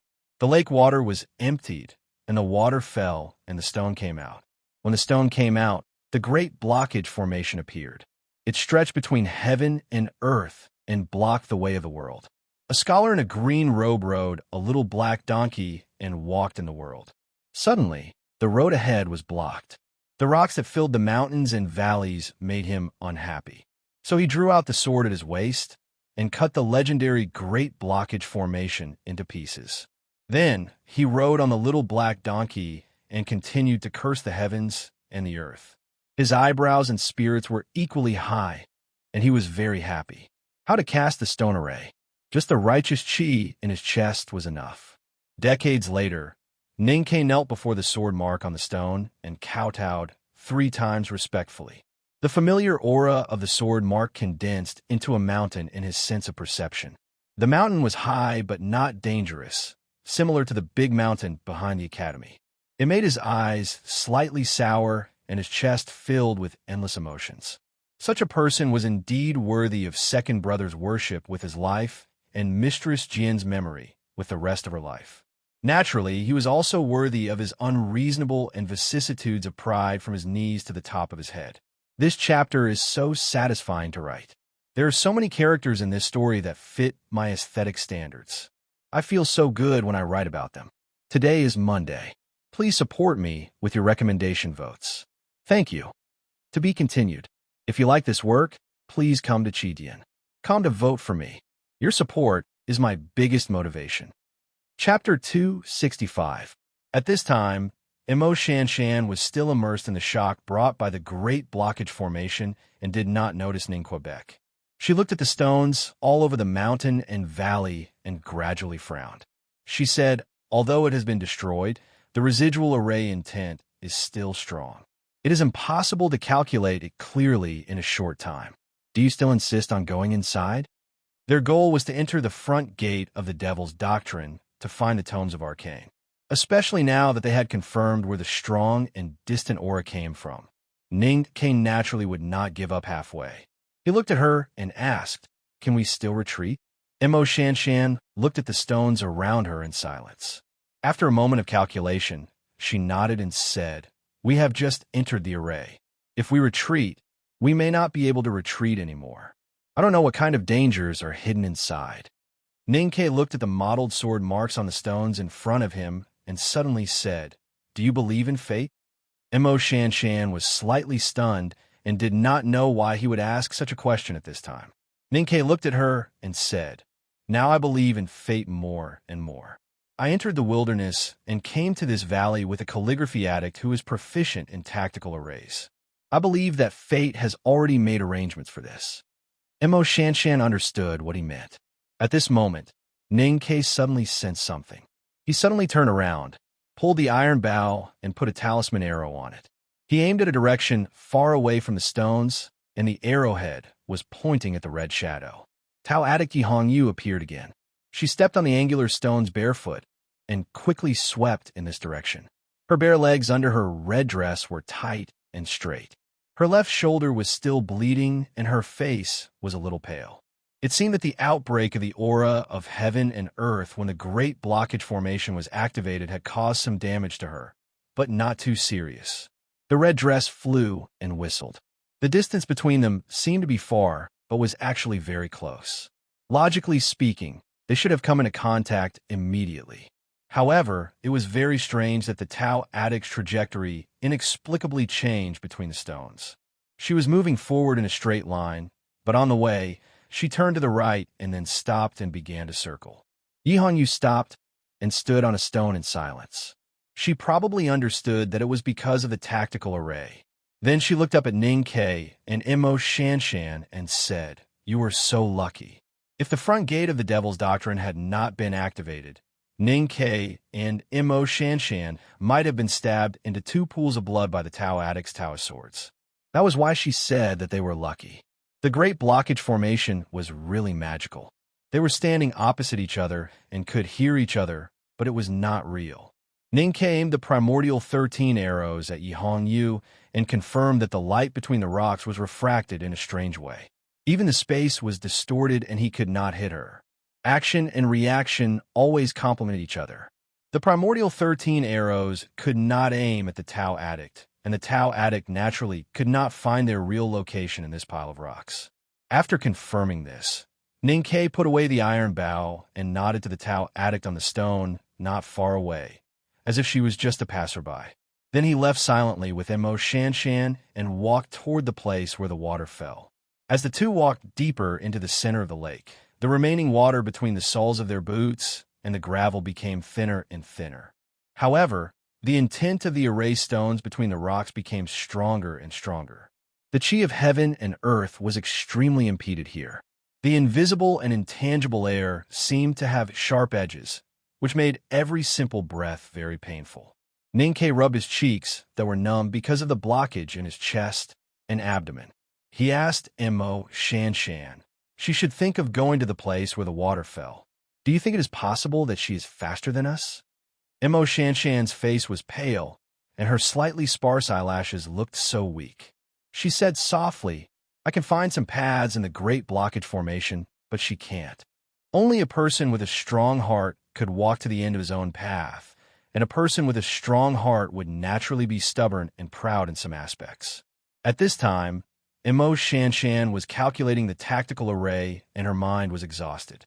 However, the indifferent words of she can't naturally revealed a bit of strength.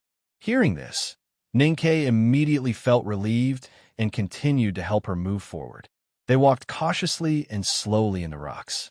As time went by, Mo Shanshan's mind became more and more scattered, and her body became weaker. Although she still forcibly kept her mind clear and pointed in the direction, she was almost unable to stand even if she was supported.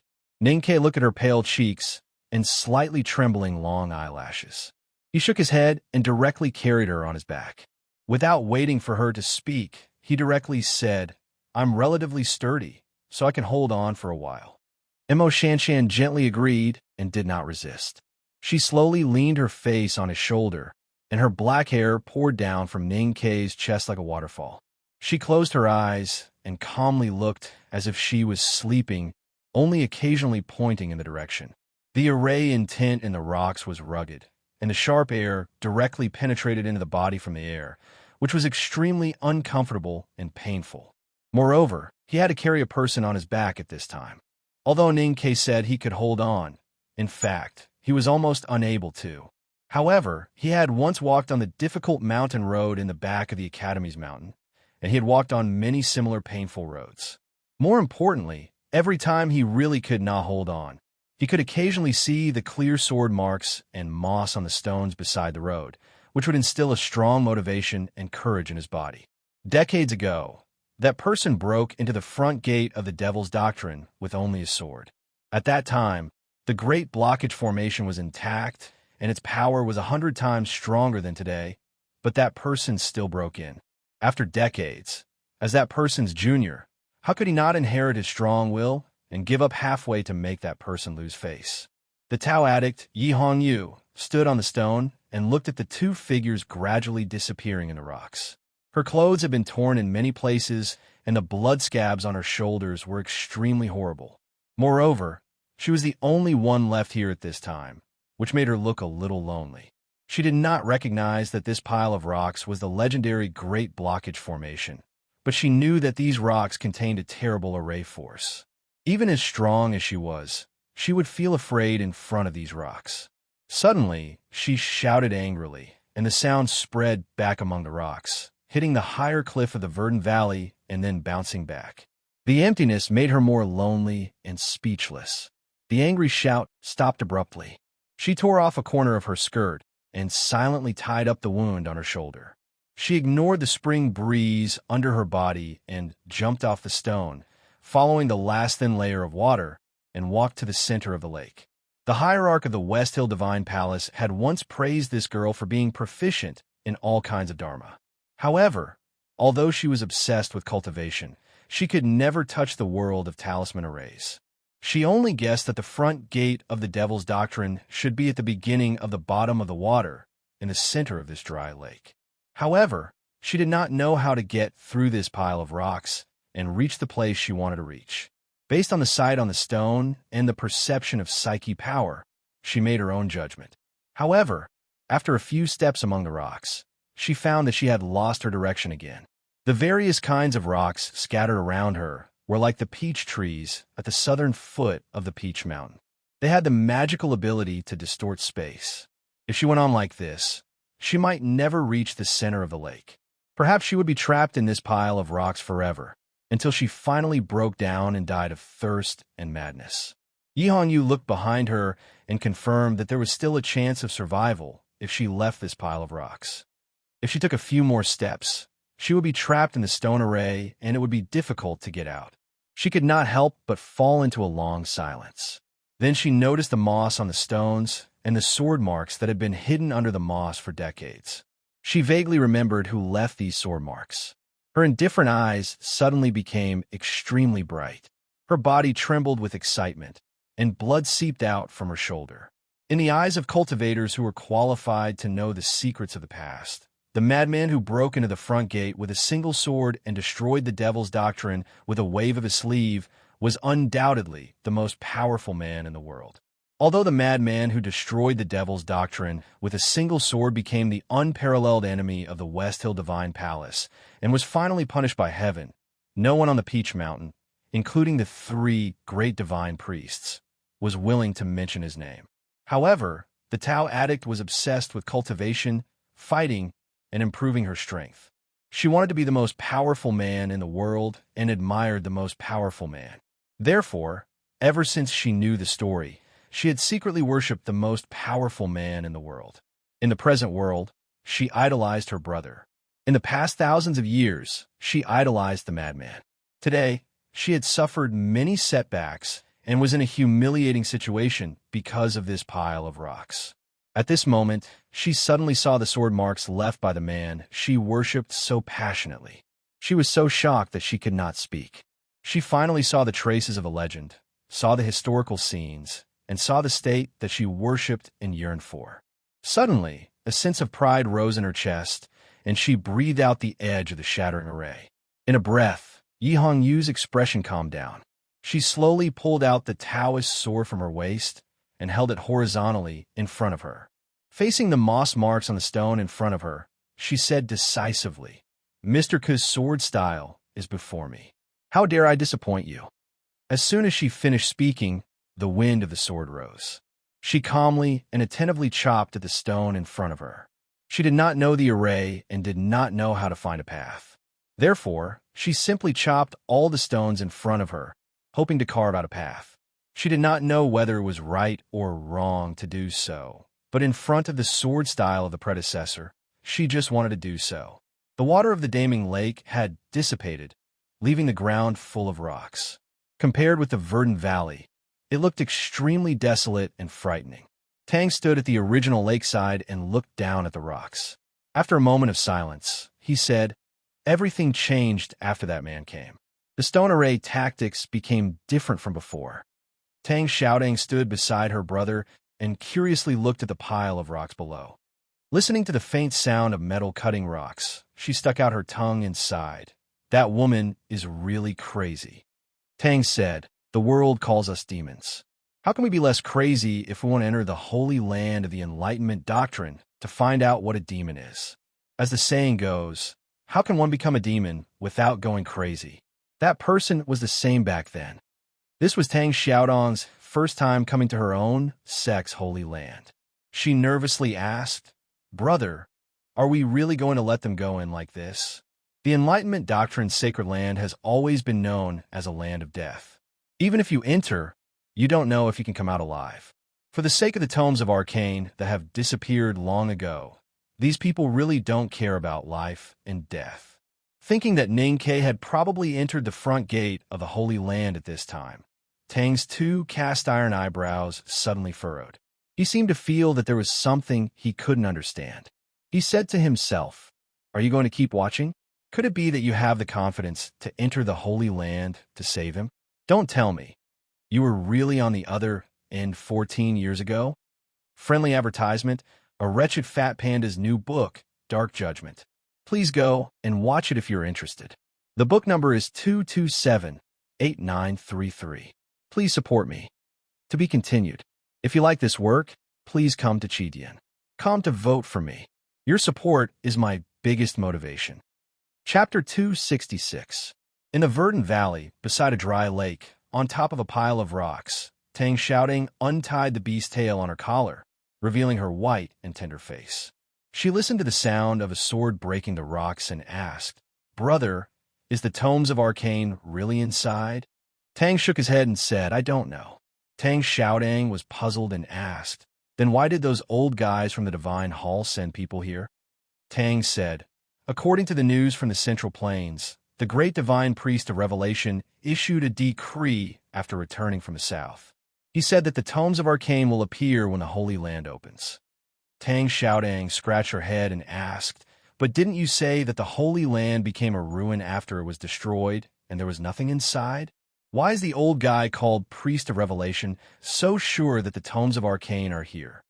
Tang said, the three great divine priests of the Divine Hall each have their own profound attainments. The great divine priest of Revelation sensed the will of Hao Yin. It is said that he may even have the ability of prophecy. Who would not believe what he said? Tang Xiaodang suddenly thought of the Taoist priest who sang on the cliff peak. She did not know why there was a trace of fear in her heart. She asked, brother, do you think that person will come to snatch the tomes of Arcane? Tang Xiaodang was silent for a long time and shook his head. No, because there is someone more important than the tomes of Arcane in his heart. As time went by, the night grew longer in the extreme north of this world, and the weather became colder. In this mountain abandoned by Hao Yin, the verdant valley that had disappeared for decades reappeared. The Daming Lake was emptied, and a legendary Great Blockage Formation was reactivated. The Chi of Heaven and Earth was attached to the snow-capped peak and pointed to the sky. How amazing it was!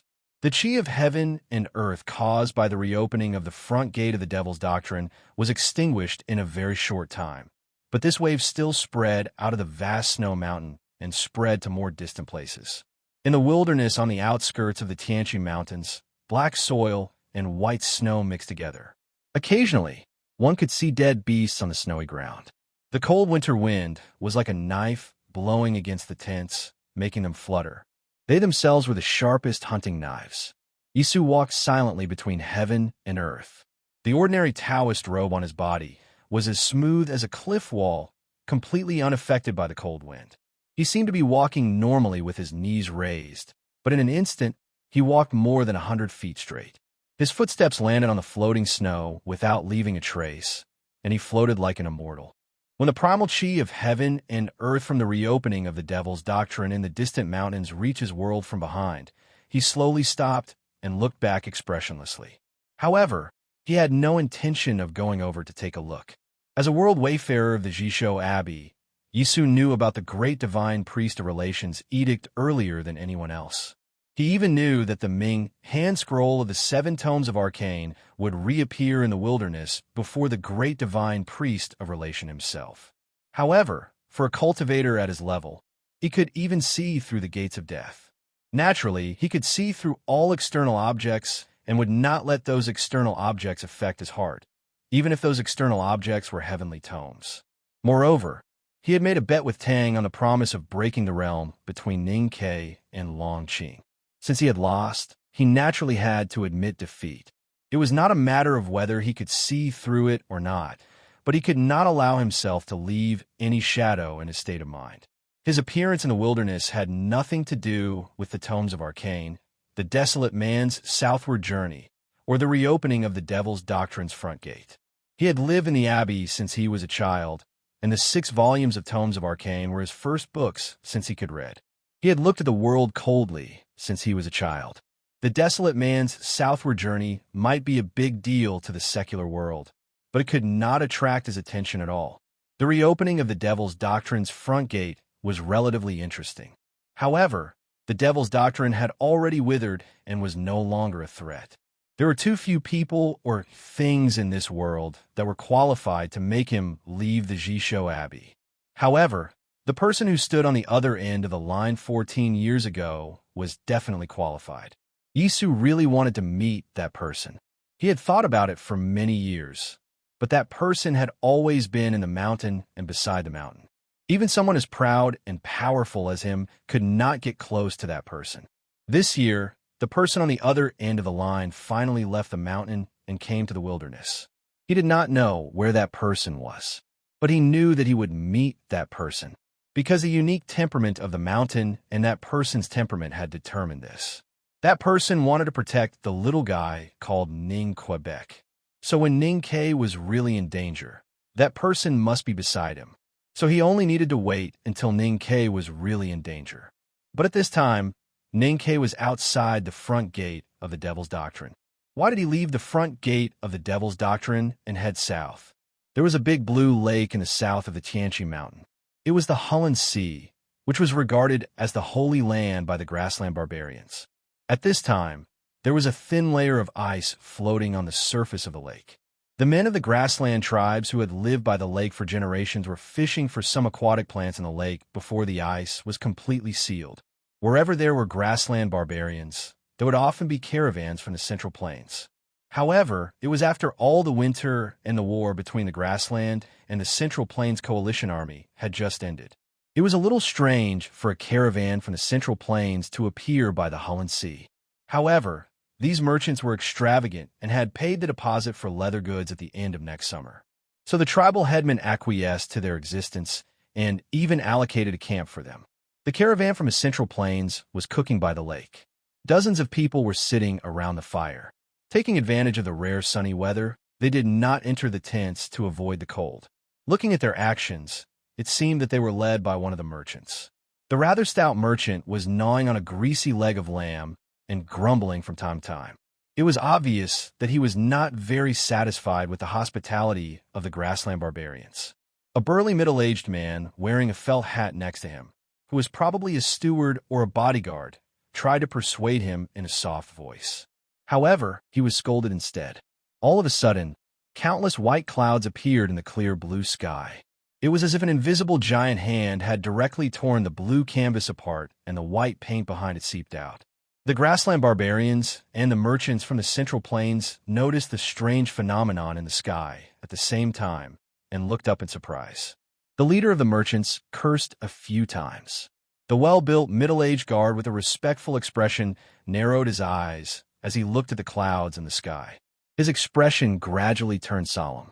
For some unknown reason, the stout merchant became serious when he saw the solemn expression of the middle-aged man. He did not dare to scold him anymore. He lowered his head to hide the awe in his eyes and asked a few questions in a low voice. The middle-aged man looked at the white clouds in the sky quietly and felt the fluctuation of the aura of heaven and earth coming from the foothills in the far north. His face, which was covered by the shadow of the felt hat, slowly revealed a very complicated expression. It was an expression of nostalgia, warmth, and calmness after a long time. However, it was also mixed with some extremely faint regret and sadness.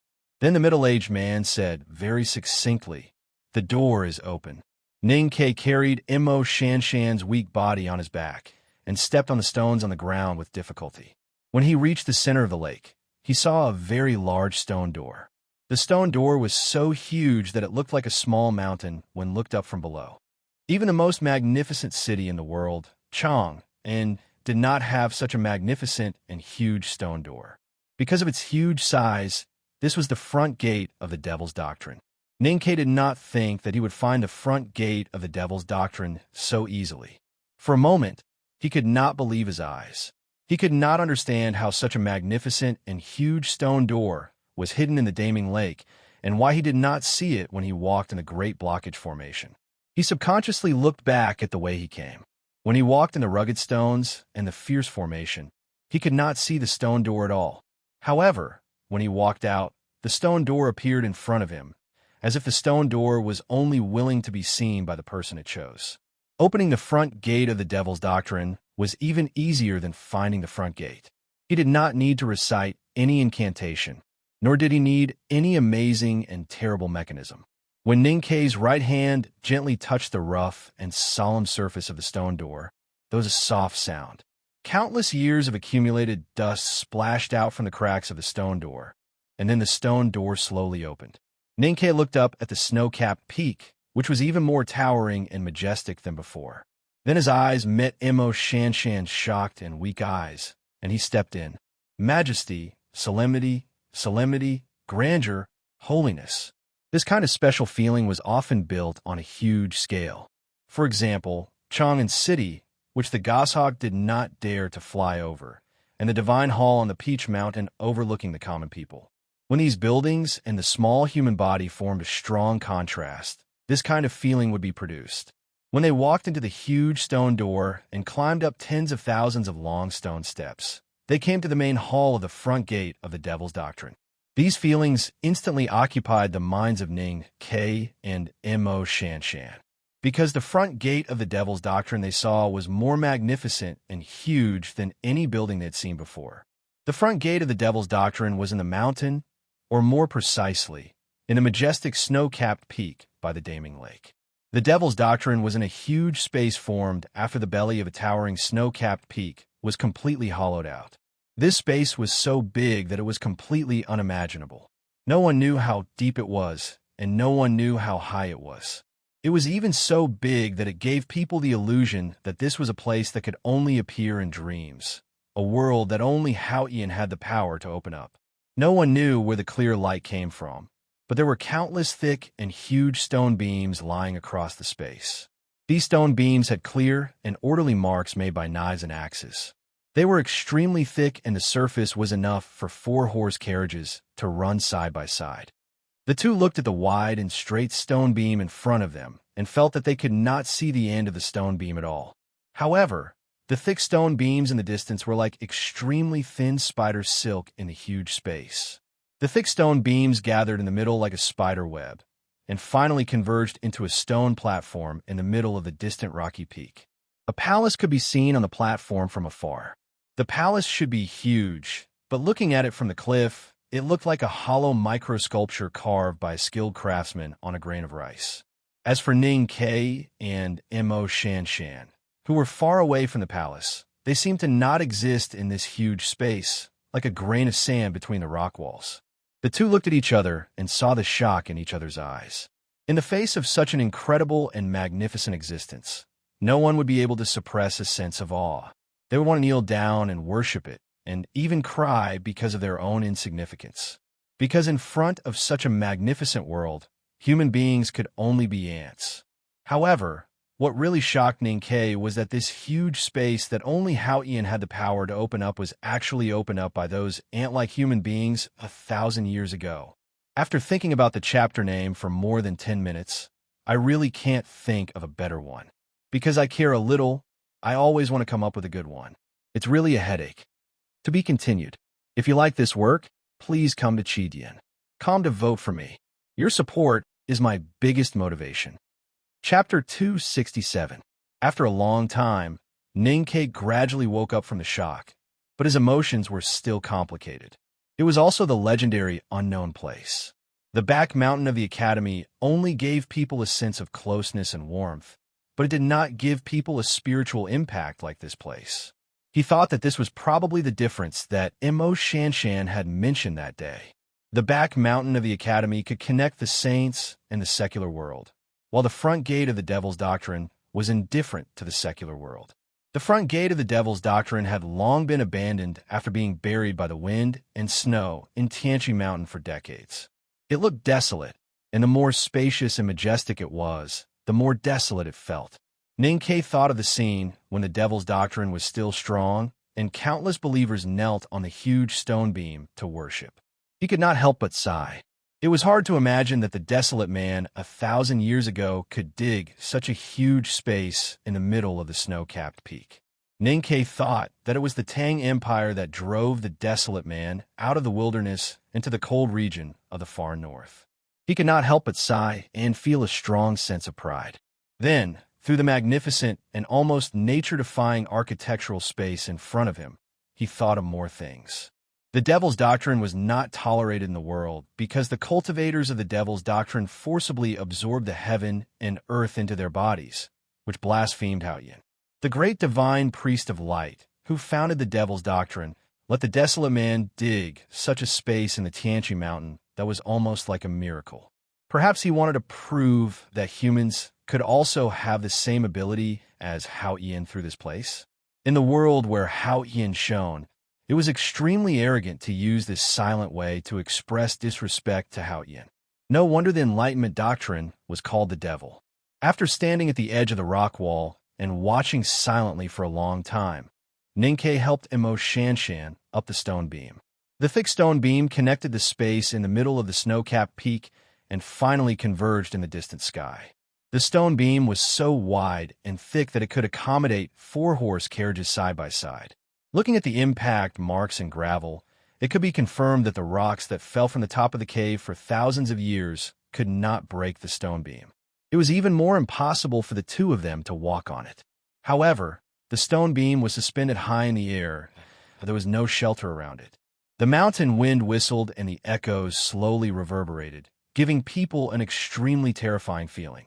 Ninkei looked at the empty world outside the stone beam and listened to the wind in his ears.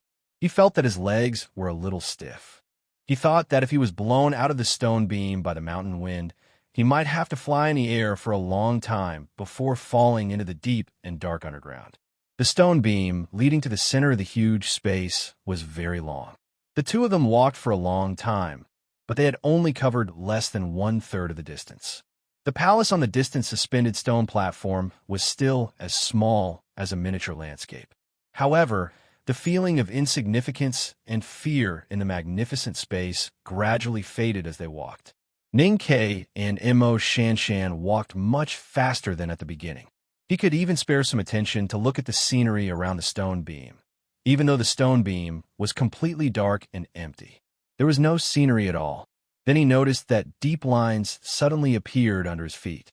Those lines were deeply engraved into the hard stone beam and seemed to extend in all directions irregularly. There were extremely small gravel rolling in the lines with the mountain wind. Ninkei looked at it carefully with the help of the light falling from above. He found that the lines on the stone beams combined to form a very concise painting. The strokes of the painting were clumsy and powerful.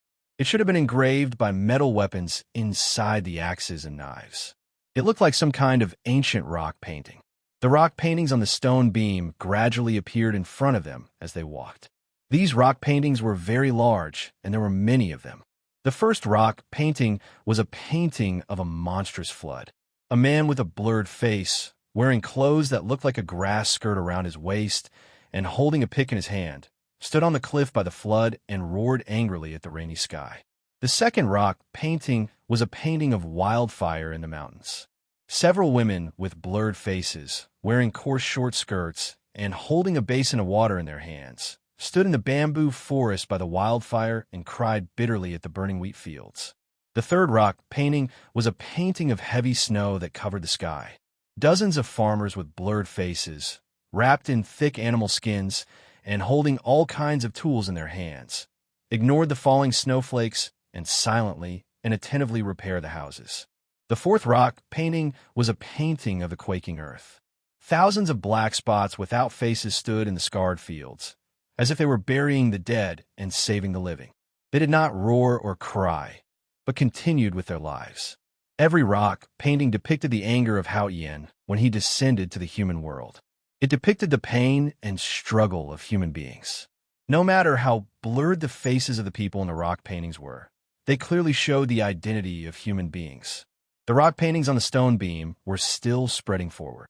With the mastery of tools, determination, and understanding of nature, human beings became calmer and calmer in the face of all kinds of disasters. Perhaps they were still sad and angry, but no matter what, they survived and lived until now. Ninkei and Mo Shanshan looked at the rock paintings under their feet as they walked. Their expressions gradually became solemn.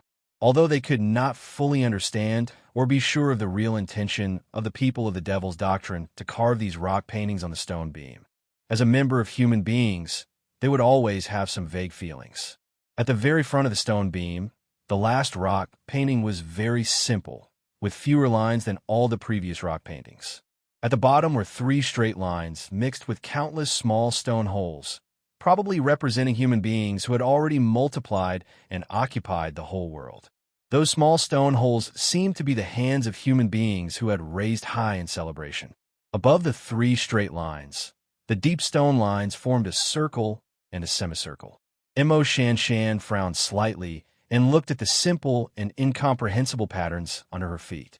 She thought about what kind of information it contained, but no matter how she thought, she had no clue. Ninkei stared at the last rock painting, and his hand holding Mo Shanshan trembled slightly. He felt a little cold and vaguely guessed something, but felt that his guess was too absurd.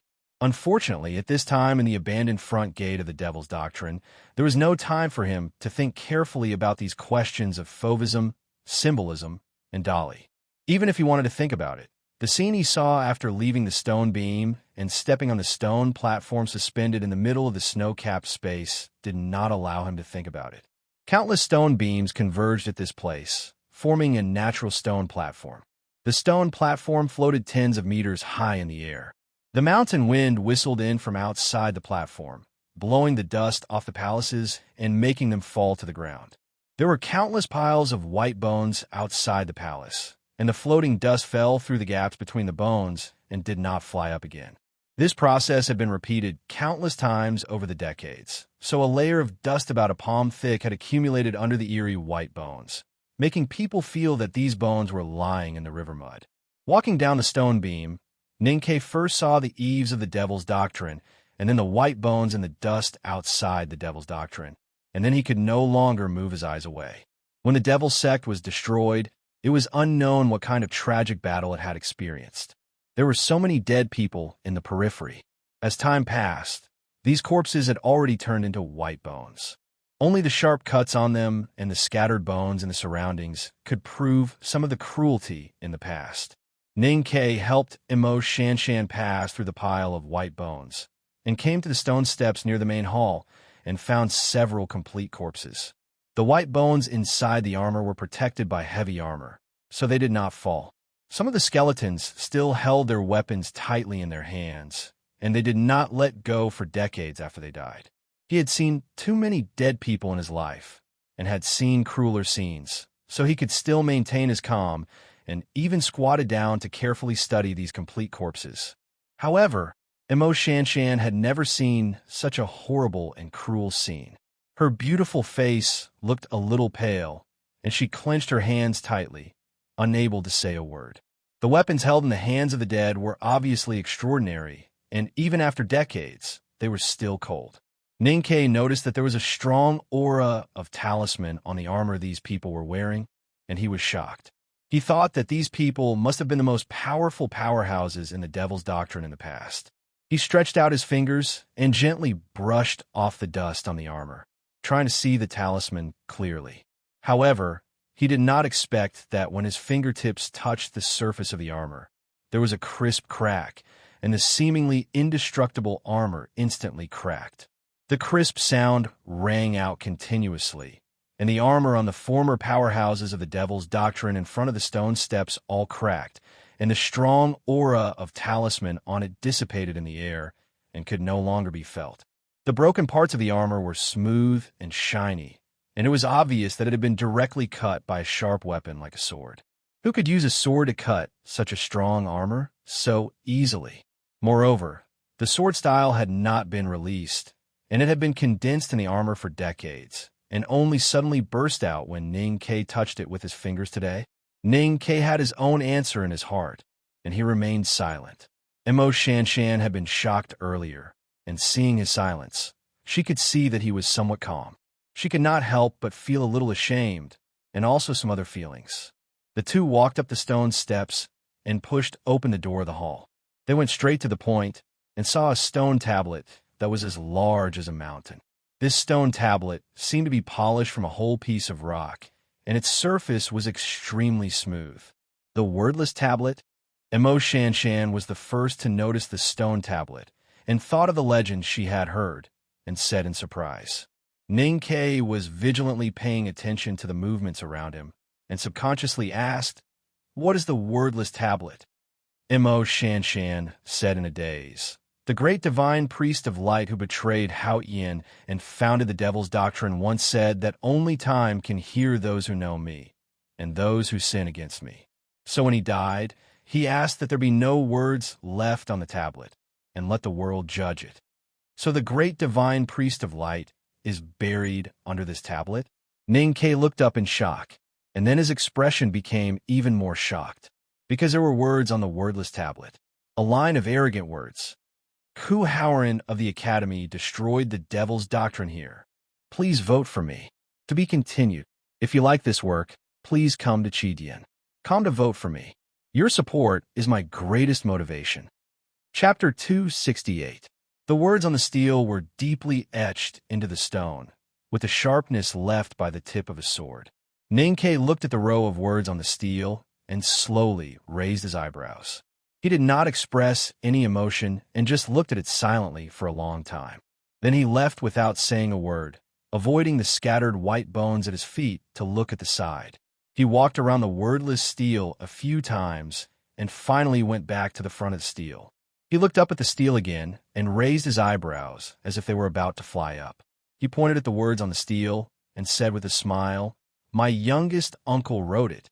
Mo Shanshan had once heard from her teacher that the front gate of the Devil's Doctrine was destroyed by a senior sublime being. However, for some reason, the name of the sublime being did not spread. She had once guessed that it might be the senior of the academy who disappeared after a glimpse of the world, but there was no evidence. This time, when she came to the front gate of the Devil's Doctrine in the wilderness, she saw Ning Kei's strange expression along the way, especially when he knelt in the stone array tactics. This made her even more certain of her guess. Now that she finally got the confirmation from Ning Kei, she still felt a little shocked and speechless. How powerful was the senior who destroyed the Devil's Doctrine with a single sword? She slightly frowned and pursed her thin red lips into a line. After a moment of silence, she looked at Ning Kei's frowning eyebrows and relaxed expression and said softly, "You seem to be very proud." Ning Kei nodded honestly. In order to resolve the mental impact brought by the steel inscription, he had looked around and found that the remaining aura of the dead powerhouses of the Devil's Doctrine was still strong. In particular, the white bones seemed to be harder than ordinary steel. He could not help but be shocked that so many powerhouses of the Devil's Doctrine were as vulnerable as the spring snow in front of youngest uncle's Howrun sword. From this, one could imagine how terrifying youngest uncle's state was back then. In the back of the mountain of the academy, Ning Kei had already known that youngest uncle was definitely the world's most ferocious person through the indirect reaction of second brother and others. However, he still did not expect youngest uncle to be so ferocious. Could it be that when he broke through the front gate of the Devil's Doctrine, he had already surpassed the 5 states and achieved the king's way of the sage? As a disciple of the second floor of the academy, there was no reason for him not to feel proud to have such a youngest uncle. However, pride could not be eaten.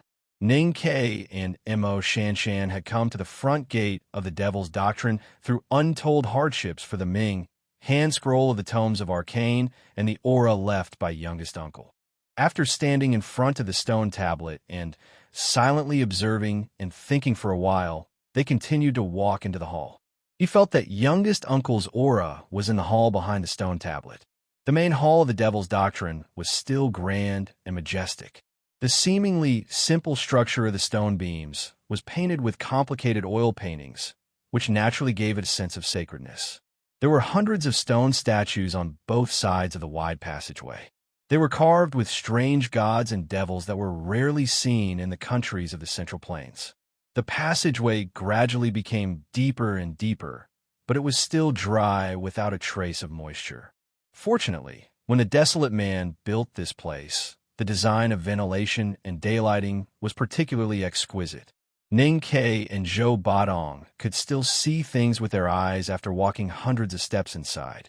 As they went deeper into the main hall of the Devil's Doctrine, the aura that moved Ning Kei became stronger and stronger, gradually becoming a kind of real existence.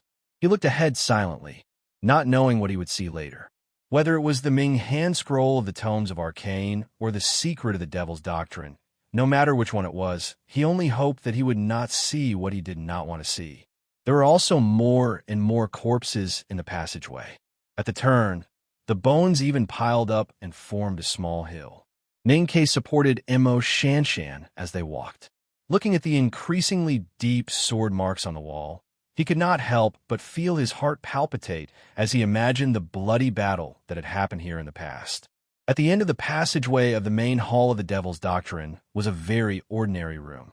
This room should have been very spacious, but now a small hill of bones and dried corpses occupied the center of the room, making it extremely narrow and crowded.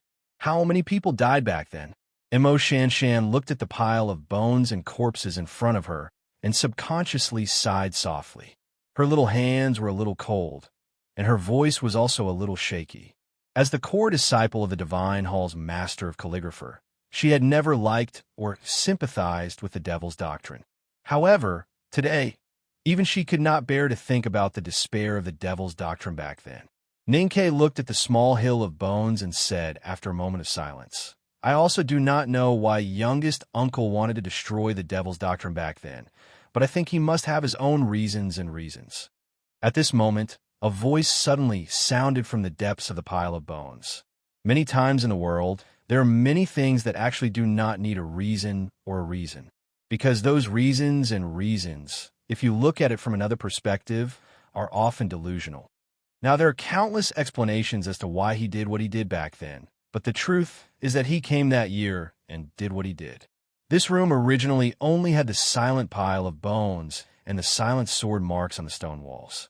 It was so quiet that it seemed as if it did not belong to the human world.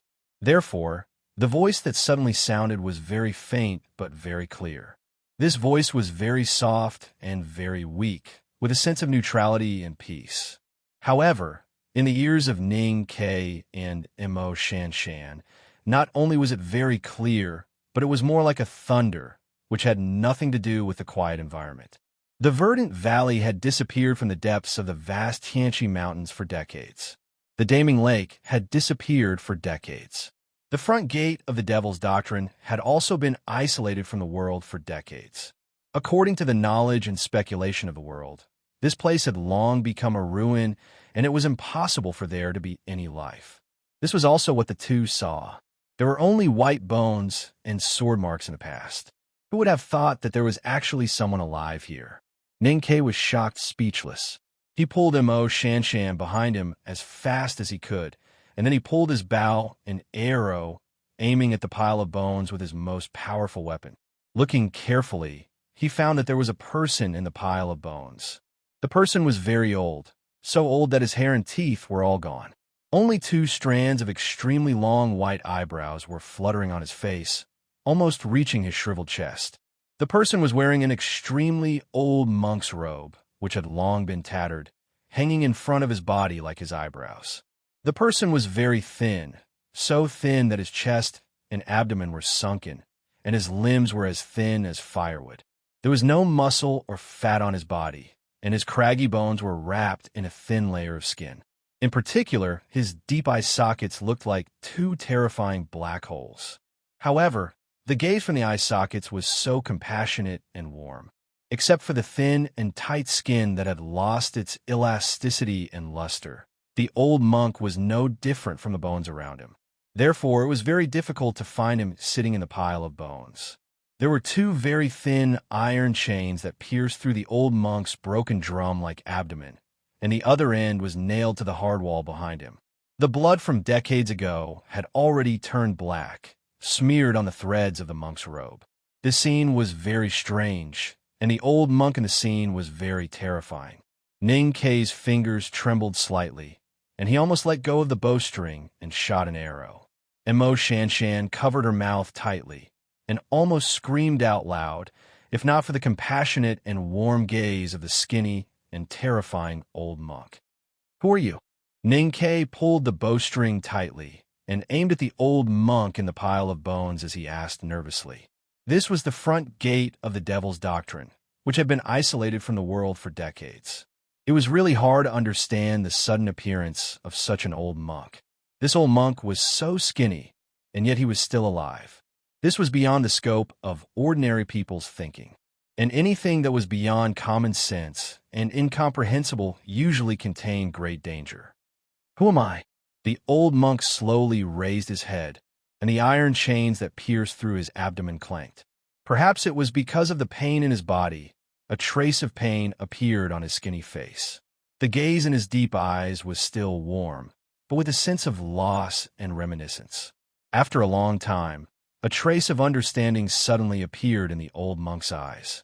He moved the paper-like skin at the corner of his lips and revealed a trace of an ugly smile. He said, "I am a person who has bound myself. I made a huge mistake in the past, and it was a lifelong regret.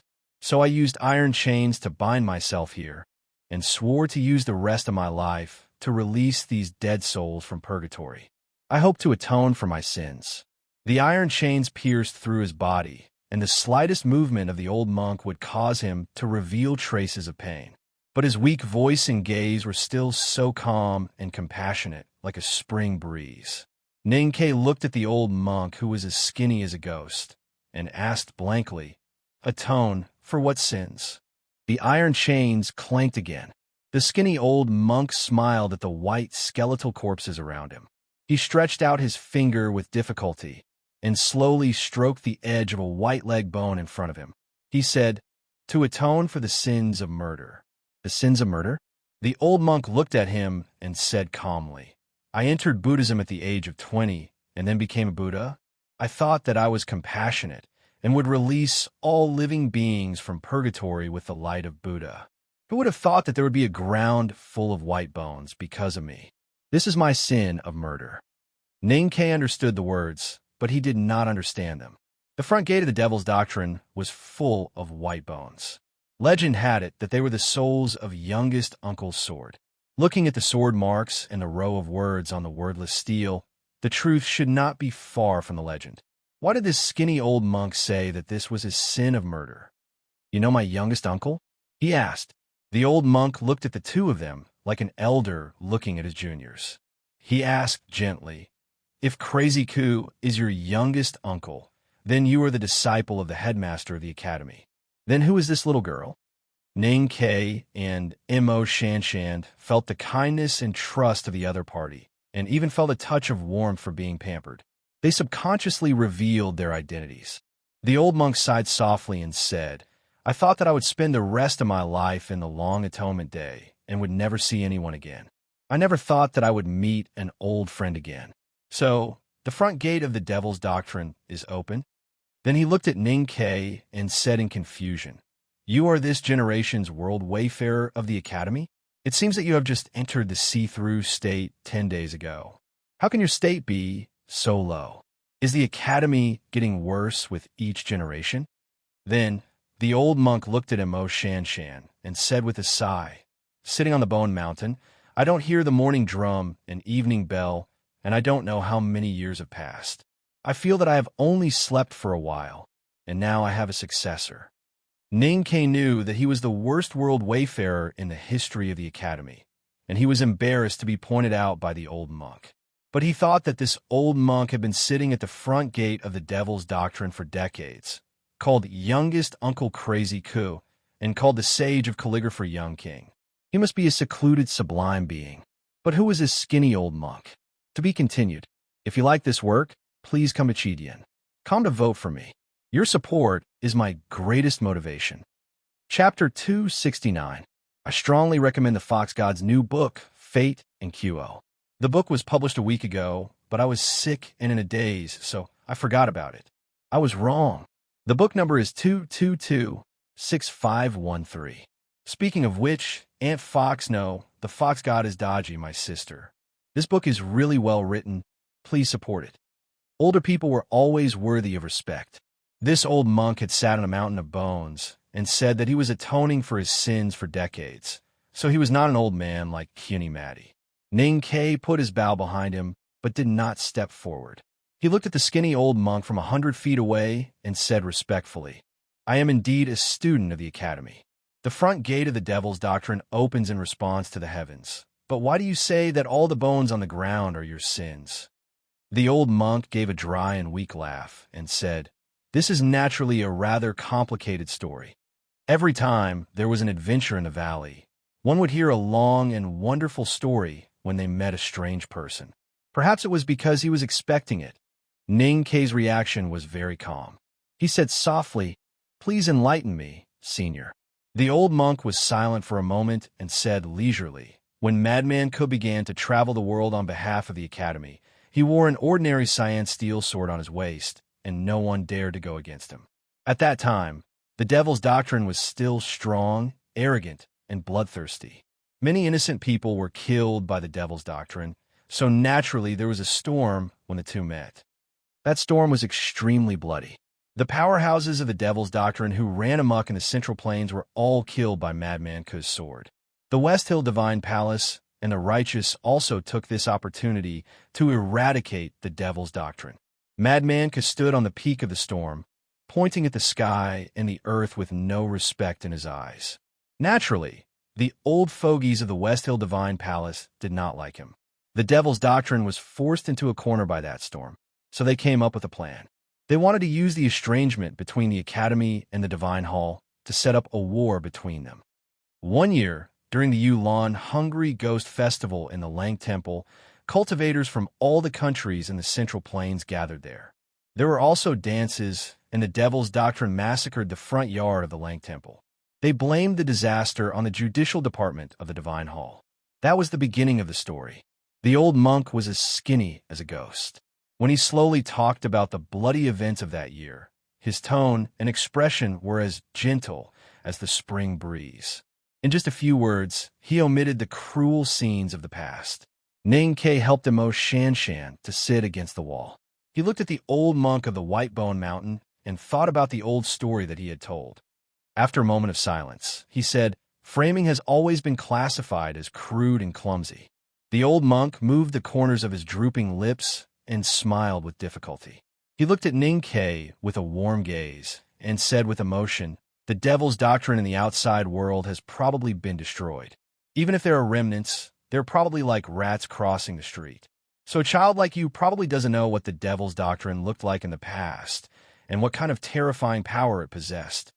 It had been almost 2 years since Ning Ke left the city of Wei and began to come into contact with the world of cultivation. Other than the desolate man he had met a few days ago, he had only met a sword master who cultivated in the Devil's Doctrine at the entrance of the Northern Mountain Road. In his eyes, that sword master was not very powerful, so naturally he did not think that the Devil's Doctrine was very scary. The old monk's withered eyes slowly drooped, as if recalling the arrogance of the Devil's Doctrine in the past was a kind of damage to his old and calm state of mind. Then he continued in a gentle voice, "The Devil's Doctrine's cultivation method is the art of stealing from the heavens. Those who cultivate in the Devil's Doctrine are healthy and have no psyche power, which is enough to avoid the prying eyes of cultivators." Back then, the people of the Devil's Doctrine used this advantage to infiltrate the countries in the Central Plains. Some of them became senior statesmen in the imperial court, and some of them became leaders of large clans in the countryside. Their power was as dense as a net. Even the imperial center administration of the Tang Empire and the West Hill Divine Palace had people from the Devil's Doctrine. The old monk slowly raised his head and looked at him calmly. He said, "If it wasn't for the fear of the Academy and the other unknown places, the Devil's Doctrine would have been able to change dynasties if they had gone all out. They didn't dare to act against heaven, but if they wanted to weave a conspiracy, how could they leave any loopholes? In fact, during the bloodbath in the Lang Temple, the Devil's Doctrine endured the pain of losing an arm and exposed the Grand Master who had been hidden in the judicial department of the Divine Hall for decades. Then no one would doubt it." Ning Ke frowned and asked, "What does the bloodbath in the Lang Temple have to do with the Academy and youngest uncle?" The old monk sighed. His eye was full of pity. On the surface, the Devil's Doctrine bloodbath in the Lang Temple during the Yulan Hungry Ghost Festival was aimed at the cultivators of the righteous sects, but in fact, it was aimed at the envoys of the Tang Empire. However, the Devil's Doctrine wanted to provoke the madness of Crazy Ku, so their real target was the poor girls from the Tang Empire who only knew how to dance. Upon hearing this, Ning Ke's heart suddenly tightened. He knew from second brother that Mistress Jian and youngest uncle were old friends. At this moment, he naturally thought that these dancers were from the House of Red Sleeves. However, Mistress Jian was still alive and well. Occasionally, when she met him, she would pull his ear and lecture him, who had died in the past. Since the Devil's Doctrine had spared no expense to weave such a conspiracy, they naturally knew who they had to kill to make youngest uncle crazy enough to break into the Peach Mountain. It was just like if you returned to Lynn 40th Street and suddenly saw Sang Sang lying in a pool of blood. All the evidence pointed to the Imperial Palace. Then, of course, he would not hesitate to break into the palace with a knife and arrow. He would break into the imperial study to tear the painting of blooming on the opposite shore, and then chop His Majesty into 365 pieces. But youngest uncle did not break into the Peach Mountain. Instead, he destroyed the front gate of the Devil's Doctrine with a single sword. Ning-Ke looked at the skinny old monk in the Bone Mountain and asked in confusion, what went wrong with the Devil's Doctrine's arrangement? The old monk was silent for a long time. Then he laughed. His old and ugly smile hid a very complicated meaning. There were some emotions, some shock, some bitterness, and some pride. There was nothing wrong with the Devil's Doctrine's arrangement. At that time, the whole world thought that the judicial department of the Divine Hall had massacred the Lang Temple, although they could not understand it.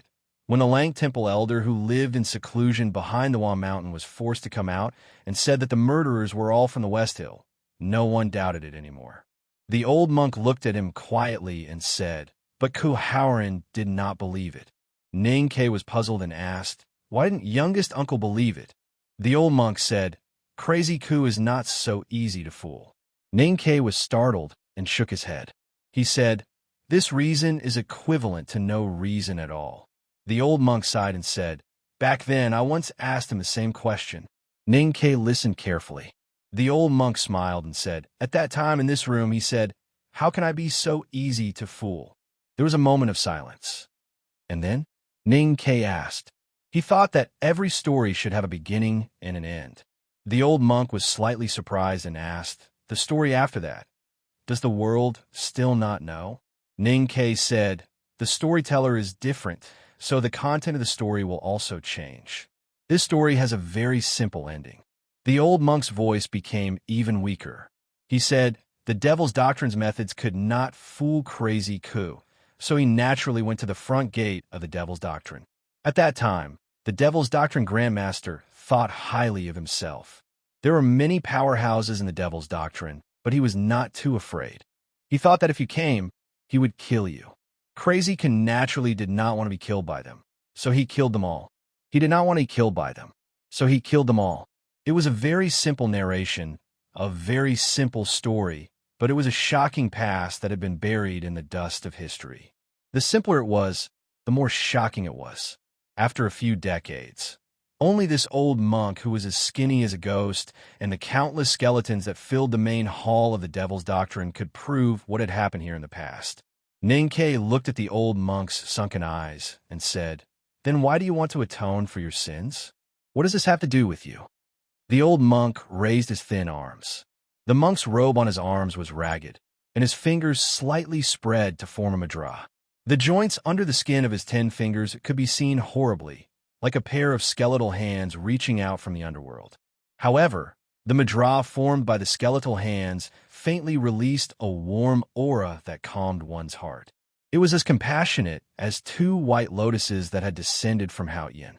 The aura between the skeletal hands and the white lotus madra was unusually strong and condensed, but did not have the slightest lethality. As the aura was gradually released, a layer of extremely warm luster suddenly appeared on the surface of the skeletal bodies around the old monk, as if they were about to come to life. Ning-Ke stared at the 2 pairs of skeletal hands in front of the old monk's abdomen. He felt the aura and was shocked speechless. The power that the old monk displayed was too profound and unpredictable. It was the most powerful state that he had ever seen in his life. Mo Shanshan sat leaning against the wall and looked at the white lotus madra formed by the old monk's skeletal hands. She suddenly thought of a sentence that her teacher had mentioned when she was young, and could not help but look surprised. In the West, there was a lotus that fell into the world. It had 32 petals, and each petal was different. Each petal was a world. Atonement. Naturally, it was because this sin was mine. Because there was never any conspiracy of the Devil's Doctrine. This conspiracy was also mine. I've known that the priest of the judicial department is from the Devil's Doctrine for many years. I also know what they want to do, but I didn't do anything. I sat on the cold black chair, holding my chin, and quietly watched them do this. Then I was ready to find the right time to tell Kuhauren. However, I still underestimated Kuhauren. He did not need me to take out the evidence that I had carefully preserved. He knew that this was done by the devil's doctrine. This was good. So I still sat quietly on the black and cold chair, holding my chin, and quietly waited for the arrival of the last moment. The old monk, who was as skinny as a ghost, sat among the piles of corpses. His skeletal hands formed the white lotus mudra, and his eyes were gentle and compassionate. Ninkei widened his eyes and asked in a trembling voice, "Who are you? What did you want to do back then?" This was the second time the old monk had heard this question. He slowly raised his head and looked at the sky. The iron chain that passed through his abdomen moved and made a crisp sound. The pain returned to his skinny face. The old monk looked at the sky. His deep-set eyes were still warm. The white lotus petals formed by his skeletal hands bloomed. Back then, I wanted to destroy the devil's doctrine. I wanted Kaharan to die. However, I did not expect that he would still be alive after I spent half of my life and effort to turn the entire devil's doctrine into a monstrous storm. As for who I am, the old monk retracted his gaze and looked at the two of them. He said gently, "I am the priest of judgment, Divine Lord Lotus." An incredulous voice suddenly sounded from the back of the room. The Tao addict, Yi Hongyu, who was dressed in rags, had arrived. She looked at the mudra formed by the skinny monk in the middle of the mountain of bones. Her face was filled with disbelief and fanatical joy. Mo Shanshan almost shouted at the same time, "Master Lotus?" To be continued. If you like this work, please come to Chidian. Come to vote for me. Your support is my greatest motivation. Chapter 270. Yi Hongyu suddenly appeared in the main hall of the Devil's Doctrine. Her left shoulder was covered with coagulated blood beads. Her red dress was torn and could not cover her body. She looked extremely embarrassed, but her eyes were still shockingly bright. Ninkei did not know that she had relied on the chi in her chest to break all the stones in front of her and come to this place with great difficulty. However, he could guess what kind of hardships she had gone through just by looking at her. He could not help but admire her a little. Compared with the faint admiration, he was more nervous to see the Tao addict here. His right hand quickly reached behind him and held the hilt. He was ready to take advantage of the Tao addict's weakness to kill this terrifying enemy. However, he found that Yi Hongyu did not pay attention to him at all. Mo Shanshan, who was leaning against the wall, did not pay attention to him. The Tao addict and the calligraphy addict looked at the skinny monk in the Bone Mountain, intoxicated and speechless. To the east of the West Hill Divine Kingdom, there was a large round stone pillar near the sea. It was used to resist the dangerous waves on the sea. Behind the stone pillar was the Kingdom of Song. Perhaps because it was used to the rain and wind on the sea, this inconspicuous small country had contributed many great people to the world. Many priests in the Divine Hall came from the Kingdom of Song. The great divine priest of light who had been imprisoned for many years also came from the Kingdom of Song. One night, many years ago, a water lily bloomed in the backyard of an aristocratic family mansion in the capital of the Kingdom of Song. Along with the lotus, a baby boy was born. So the baby boy was named Lian Sheng. The young master of an aristocratic family, Lian Sheng, was not too amazing in his youth. Like the other young masters around him, he studied and took exams. Then he was awarded an official position and married a wife. However, his wife died of illness before he had a child. After his wife passed away, Lian Sheng built a grass hut near the grave. He was sad and withered and did not show his happiness for 3 months. One night, it was raining heavily outside the grass hut. Lian Sheng walked into the wind and rain and meditated for half a night. He came back in wet clothes and wrote a mourning essay for his wife. Then he threw the brush into the new grass in front of the grave and floated away with a laugh. In the following years, Lian Sheng visited the mountains and many cultivation sections. At that time, the essay for his wife was spread to the world and caused many people to cry. He was already famous, and all the sects treated him with respect, but they were not willing to talk to him about cultivation. In the autumn of the second year, Lian Sheng swam to the Wa Mountain and took shelter in the Lang Temple when it rained. That night, when he was lying quietly in the back hall, he happened to hear an old monk talking about Buddhism. After thinking about it for a day and a night, he walked back to the main door of the Lang Temple and rang the bell. He pushed the door open and entered the room. He told the reception monk that he wanted to debate with the abbot of the Lang Temple. The debate lasted for 32 days. Lian Shang's eloquent words were like a lotus blooming in the clouds of Tile Mountain. During the conversation, there were faint cries of divine birds among the trees by the cliff, attracting the attention of countless famous scholars. The debate at the Lang Temple became another grand event after the Yulan Hungry Ghost Festival. The name of Master Lotus began to spread in the world. On the last day, the former Haotian hierarch of the West Hill Divine Palace came from Peach Mountain and invited Lotus as a visiting professor in front of thousands of people. Unexpectedly, Lian Sheng smiled and declined. Then he stroked his head in front of the elder of the Lang Temple in Tile Mountain. His black hair fell like a black lotus, and his Buddhist heart became firmer. When the leaves fell in autumn, Lian Sheng left the Lang Temple in Tile Mountain. He crossed the river to the Ink Lake, went through the wild forest, and entered the Yueluan Kingdom. Then, he disappeared in the vast wilderness in the northwest of the Yueluan Kingdom. No one knew where he went. A few years later, a monk returned from the wilderness. He walked around the palace and talked about karma and lucky chance with the nobles and commoners in the streets. He was well-versed in Buddhism and had a good character. He was respected by the world. There was no Master Lotus in the world, but there was Master Lotus. At that time, the devil's doctrine was very powerful. It was hard to stop their infiltration of the countries in the Central Plains. Among them, there were two elders of the devil's doctrine who were the most mysterious. They secretly provoked the relationship between the sects of the countries and caused many bloody disasters. However, no one knew where the two elders of the devil's doctrine were hiding. That spring, Master Lotus was invited by the Haotian hierarch of West Hill to teach at the Divine Hall. During the banquet, the vice headmaster of the Revelation Institute spoke with contempt and dissatisfaction. Master Lotus strolled to the vice headmaster's seat in front of the hierarch Lord and many powerhouses of the Divine Hall. Then he killed him. The vice headmaster of the Revelation Institute was one of the two elders of the devil's doctrine. The hierarch of Haotian Taoism invited Master Lotus to the Divine Hall again. This time, he was not a foreign minister. Instead, he invited him to take up the position of the great divine priest of judgment that had been vacant for many years. Master Lotus said that it was not time yet and declined again. Master Lotus left the Peach Mountain and went to the Tile Mountain. He had been enlightened in the Tile Mountain. Now that he had returned from the outside world, he stayed in the Lang Temple to cultivate. He did not receive any visitors for 2 years and was gradually forgotten by the world. One day, a high-ranking sweeping monk in the Lang Temple suddenly died.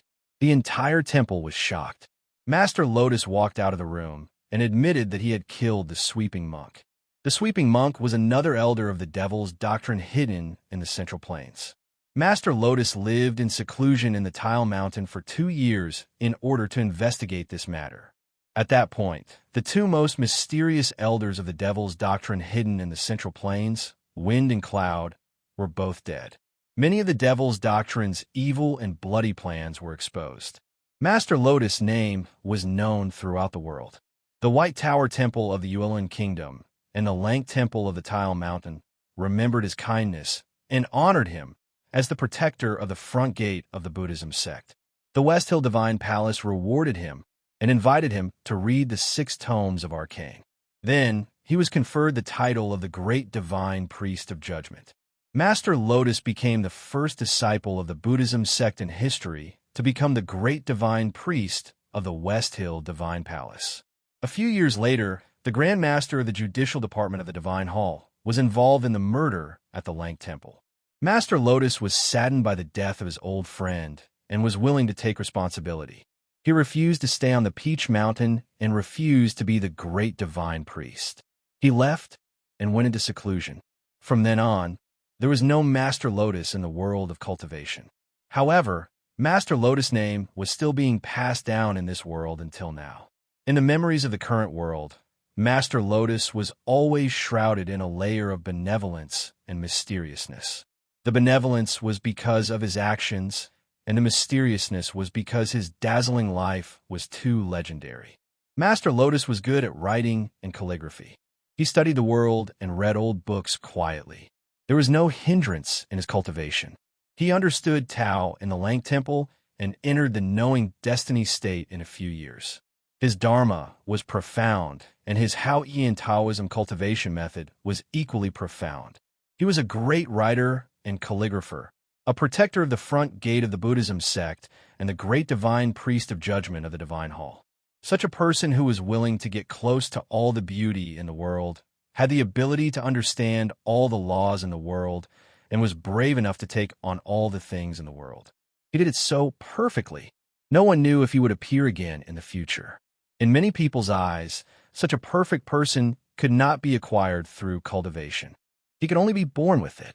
That was why the later generations left such an evaluation of him, who had disappeared without a trace. There was a lotus in the West that fell into the world. It had 32 petals. Each petal was different, and each petal was a world. His Buddhist name was Lianxing 32. He was like a white lotus that had drifted down to the mortal world. Every single lotus petal that bloomed like jade revealed a great ability, and it brought a trace of comfort to this ugly and filthy world. Ning Ke knelt down and kowtowed to the mossy sword mark on the stone in the great blockage formation outside the front gate of the Devil's Doctrine. It was because he was kowtowing to his elder, the closeness in his blood, the admiration and yearning in his spirit. To the Tao addict and Mo Shan Shan, Master Lotus was also a mountain that had been in their consciousness since the beginning of cultivation. Their blood flowed naturally with closeness and admiration. That was why they did not care about what Ning Ke was thinking at this moment. They did not have any desire to fight. They knelt down and kowtowed to the skinny old monk with great respect. Compared to the calligraphy addict, the Tao addict was obviously more excited. She was the Grand Master of the Judicial Department of the Divine Hall, and Master Lotus had once been the great divine priest of judgment of the Divine Hall. That meant that Master Lotus was like her Grand Master. More importantly, although the Judicial Department was the most powerful place in the West Hill Divine Palace, it had a bad reputation because of the prisoners. In the eyes of the world, it was always more gloomy than holy. For hundreds of years, only when the Divine Lord Lotus was in power could the Judicial Department of the Divine Hall suppress the evils of the Devil's Doctrine and gain the respect of the people. The elders in the Judicial Department could not forget the good times in the past. Therefore, in the eyes of the people in the Judicial Department, Divine Lord Lotus had a special status. She could not suppress the shock and excitement in her heart. Looking at the lotus handprint on the old monk's abdomen, she said with a trembling voice, "I am Yihong Yu, the priest of the Judicial Department of the Divine Hall. Greetings, Divine Lord Lotus." Everyone in the Peach Mountain thought that Divine Lord Lotus had achieved great success in cultivation and had gone to serve Hao-Yin. I did not expect that I would have the good fortune to meet the Divine Lord Lotus. Master Lotus did not expect to see a newcomer from the Judicial Department here. After a slight pause, he gently sighed and said, "I have said that time is unknown in the mountains. Now it seems that it is true. A clean and lovely girl like you has been dragged into the muddy water. What a pity." If it was anyone else who described the Judicial Department as a muddy water, Yihong Yu would definitely make that person suffer a fate worse than death. However, at this moment, she did not have any reaction. This was because the one who said this was the ancestor of the Judicial Department. She did not dare to disobey him. More importantly, Divine Lord Lotus's voice was so gentle and kind, as if he was a grandfather who loved his little granddaughter. It made her feel warm and shy, which was rarely seen. The voices of the three addicts shook the world. Now, the Tao addict and the calligraphy addict were kneeling in front of the bone mountain like obedient children. Only Ning Ke was still standing straight. Mo Shan Shan secretly pulled him a few times, but he pretended not to see it. Ning Ke was not like the calligraphy addict and the Tao addict, who had studied in sects since young and knew so many legends of the cultivation world. He had only entered the cultivation world with great difficulty 2 years ago. His senior brothers and sisters at the back of the mountain of the academy were not interested in telling stories. Therefore, his knowledge was too limited.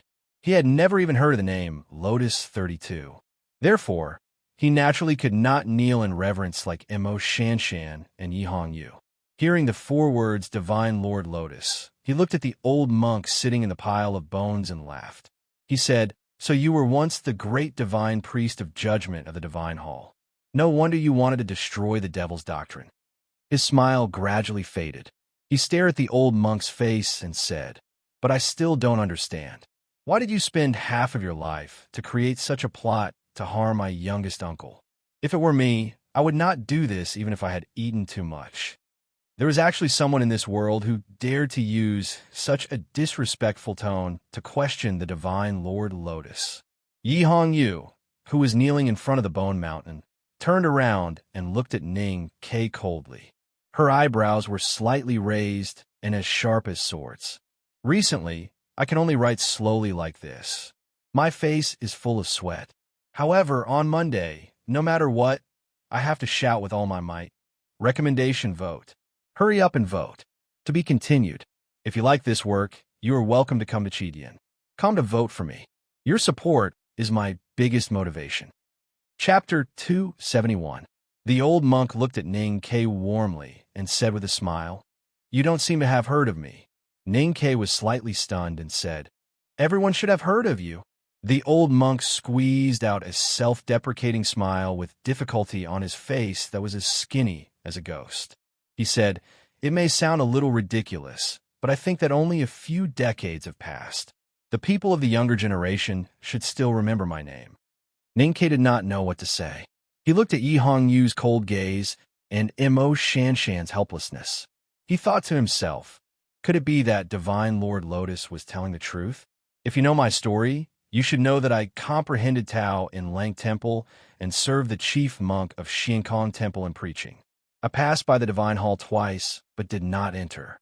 But in the end, I still became the great divine priest of judgment. However, I think you 2 girls would not know that I almost became the great priest of the devil's doctrine. The old monk looked gently at the 3 young people who could not hide their shock. He said slowly, since the devil's doctrine could infiltrate the countries of the Central Plains, the Buddhist sects of the Central Plains must have done something similar. Don't be too surprised. Looking back at my life, I have experienced too many things.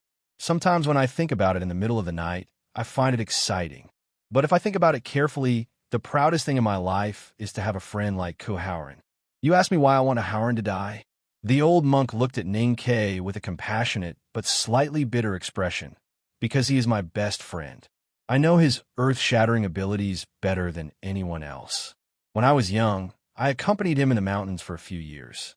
When I met him again, I was shocked to find that his abilities were getting stronger and he was getting closer to the darkness of the night. There are many kinds of friends, but I want to be a good friend. The more capable Ku Howren is, the more I can't accept the change in his view of the world. That's why I'm going to drag him into this bloody storm at all costs, even if it will hinder my life's wishes. I'd rather he die with the devil's doctrine than fall into the devil's path. The room fell into a dead silence as they listened to the distant but still soul-stirring past. Yi Hong Yu and Mo Shanshan lowered their heads subconsciously. The young talisman master had vaguely heard about it from her teacher. The Tao addict had lived in the West Hill Divine Palace for a long time, so she knew Mr. Ku's story better than most people in the world. Ning Ke had never heard of it. Through the indirect narration of his senior brothers and sisters in the back mountain, youngest uncle's image was always so lofty and proud, holding a cyan steel sword in his hand and swearing at the heavens and the earth, invincible in the world. How could he relate it to the image of the devil's doctrine?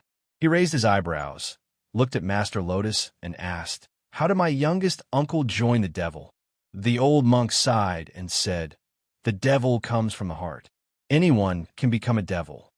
Ning Ke was not a typical Tang, but he still retained a lot of Tang's bearing in his bones. He did not believe this at all. He shook his head and said calmly and affirmatively, "My youngest uncle is invincible in the world. He is the most powerful in both strength and spirit. He does not need external help, so why would he cultivate the devil's doctrine?" The old monk said with a gentle expression, "He has never cultivated the devil's doctrine. Just as you said, he does not need the help of the devil's doctrine. But you do not know that a person like Ku Howren is like the great divine priest of light 1,000 years ago. He will not be confused by external factors, but he will go astray because of his own thoughts. When his view of the world changes, he will start to turn his back on the glory of Hao Ian and walk towards the dark side. Ning-Ke was stunned and said, "I don't understand." Hearing this honest or stupid answer, the old monk laughed and shook his head very slowly. Then, he gradually stopped laughing and looked at Ning-Ke calmly and said, "Anyway, when he picked up that sword, he had already become a devil." Ning-Ke asked, "Howren's sword?" The old monk agreed. Ning-Ke thought of the book, a preliminary exploration of Howren's sword that he read in the old library and the sword-riding skill that second brother taught him in the back mountain of the academy. After a moment of silence, he shook his head and said, "Howren's sword has nothing to do with the devil's doctrine." The old monk looked at him and said with a smile, "People only know about the Howren's sword, but not the Great Spirit. If you have the opportunity to understand what the Great Spirit is in the future, you will probably understand why I said that." Ning-Ke vaguely understood something. It was probably because youngest uncle's state was too strong in the past. In order to achieve a breakthrough, or in philosophy, he created the Great Spirit, just like the great divine priest of light 1,000 years ago. However, the Great Spirit was something that Hao Ian did not allow to exist, just like the devil's doctrine. "I still don't understand." Ning-Ke looked at the old monk in the White Bone Mountain and said with a smile, "Anyway, I do not believe that youngest uncle will become a devil. This was unreasonable. Anyway, whether it was the Tangs or the Academy, they were best at being unreasonable." He thought to himself, "After all, this is the past from decades ago. Even if you are the divine Lord Lotus, what can you do to me?" Mr. Ku did become a devil later on, Yihong Yu suddenly said. She turned back to look at Ning-Ke and said, "In the end, he was punished by heaven and died." Ning-Ke was stunned. Then, he jumped up like a wild cat whose tail had been stepped on. He scolded loudly, "Punish your mother." Hearing such vulgar words, Yihong Yu strangely did not retaliate in anger. Instead, she looked at him with a complicated expression. After a moment of silence, she said, "I respect Mr. Ku and will spare your life for now." Looking at her reaction, Ning-Ke suddenly understood that she was telling the truth. In the back of the mountain of the academy, second brother had said that youngest uncle had died, but he did not say how he died. Regardless of whether it was Master Yin-Sei or other cultivators, no one had ever mentioned that there was a youngest uncle in the academy. It turned out that youngest uncle had used such a method to leave this world. Youngest uncle was second brother's idol. Second brother was Ning-Ke's idol. Hence, youngest uncle was his biggest idol. It was a pity that he had only heard a few words in the wind. Hence, he did not have a clear image of youngest uncle. He could only vaguely feel proud from afar. Now that he had come to the wilderness and felt the proud and confident aura in the vast Tianqi Mountains, youngest uncle became alive in his spiritual world. He followed the aura and passed through the mountains into the Vern Valley. He broke through the realm and comprehended Tao by the lake. He confidently and firmly stepped over the stone array tactics and arrived at the front gate of the devil's doctrine. Here, he had finally heard youngest uncle's story and guessed the ending of the story. While he was shocked and sad, he suddenly realized that this was the natural course of the story. For a proud and confident person like youngest uncle, when there was nothing in the world that was worthy of his attention, he would naturally pull out the sword at his waist and point it at the sky above his head. However, could humans still not defeat heaven? Ning-Ke stood silently in the mountain of bones and did not know what to say. The old monk sat quietly in the mountain of bones. From the moment he heard that Howren had joined the devil and was punished by heaven, he fell into absolute silence, just like how he had been for the past decades. A merciful light of Buddha appeared on his skinny, skeletal face. In the end, he still died like this. The old monk lowered his head and sighed. It was hard to tell whether it was a sigh of praise or sorrow. As he sighed, his body that was as skinny as a skeleton suddenly relaxed. Dust splashed out from the cracks of his bones or his tattered monk robe. After the dusty stories were told, It was time to talk about the love and hatred in the present world. Everything in the world was always repeating in such a boring cycle. Yi Hongyu's bare legs tightened slightly, and her right hand held onto the Taoist sword at her waist. Ning Ke suddenly woke up. He looked at her back and frowned slightly. He quickly said, "Master Lotus is in such a situation. Are you in a hurry to take action now? In my opinion, it is better to save him first." The old monk slowly raised his head and looked at the young man calmly and mercifully. He smiled and said, "I'm a person who has bound myself. If I don't want to come out, who can help me?" Yi Hongyu knew that Ning Ke was trying to stall for time. She remained silent and held onto the hilt of her sword tightly. Just as she was about to turn around, she suddenly saw Divine Lord Lotus looking at her and shaking his head. She could not help but feel a chill in her heart and stop what she was doing. The old monk smiled and said, "I have been hiding here for decades to atone for my sins. I have never left the outside world to fight and kill. Why must you children let me see all this? There are only bones in front of me. Why kill again?" Yi Hongyu did not understand. Legend had it that when Divine Lord Lotus was still a Vedanta of the Buddhism sect, he had killed people in front of the Divine Hall's hierarch and other powerhouses. Occasionally, he would turn into a thunderous rage. How could he be such a kind and withered monk?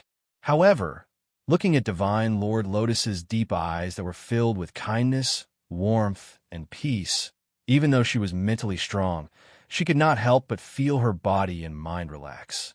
She could no longer have any competitive spirit, and her right hand slowly let go of the sword hilt. The old monk said gently, "I never thought that the front gate of the Devil's Doctrine would open one day. Since you're able to enter the front gate at such a young age, you must be the most outstanding young people in the world. It is indeed a form of torture for young people like you to listen to these boring old stories. However, thinking that you are the future of the cultivation world, I really hope that you can control your temper and continue listening to this story." Upon hearing this, Yi Hongyu did not think much. She bowed and sat back on the ground. Mo Shanshan had been sitting quietly on the ground with her legs crossed. As long as Ning Ke did not have to risk his life against the Tao addict, he would not have any objections even if he was asked to tell the story for 3 days and 3 nights.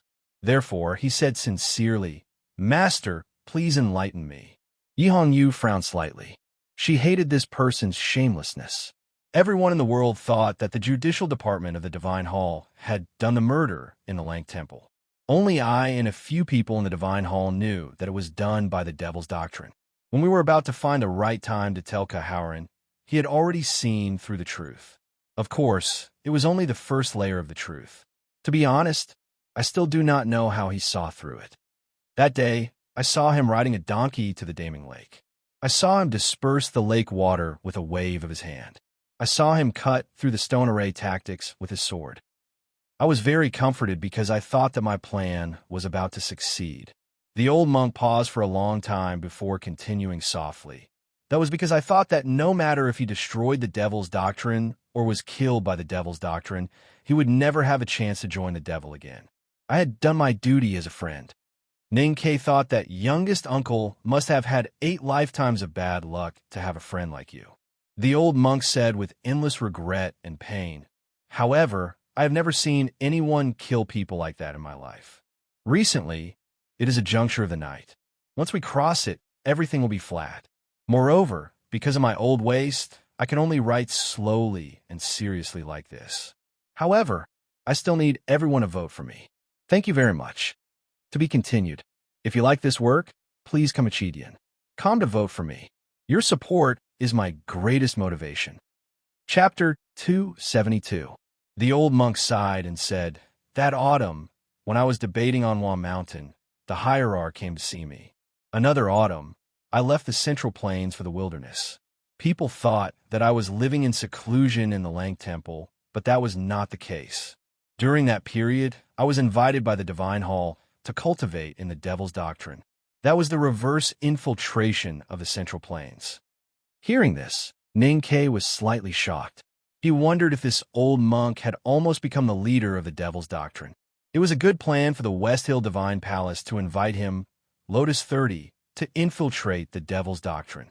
This person was trusted by the devil's doctrine and even climbed to a high position. He must be one of the best in the world in terms of state, means, and will.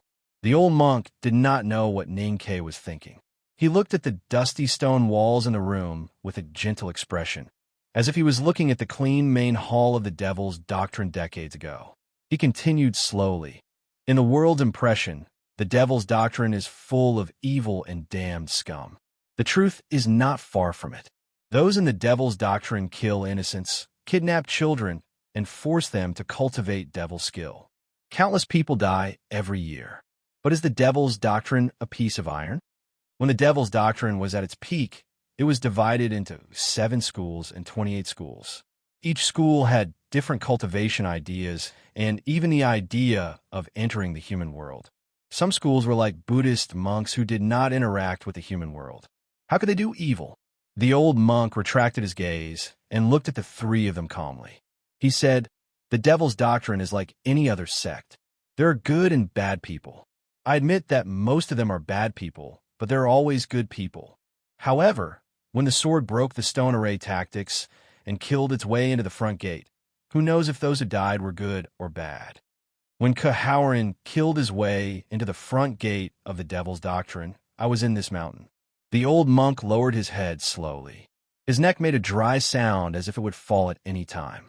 He said, "I lived in the devil's doctrine for many years and naturally had many old acquaintances. I knew that some were greedy, some spoiled their concubines, and some loved to be their children's horses. On that day, everyone I knew died. I infiltrated the devil sect with the goal of destroying the devil sect. Those people died in front of me one by one. I should be happy, but I don't know why, but I just can't feel happy.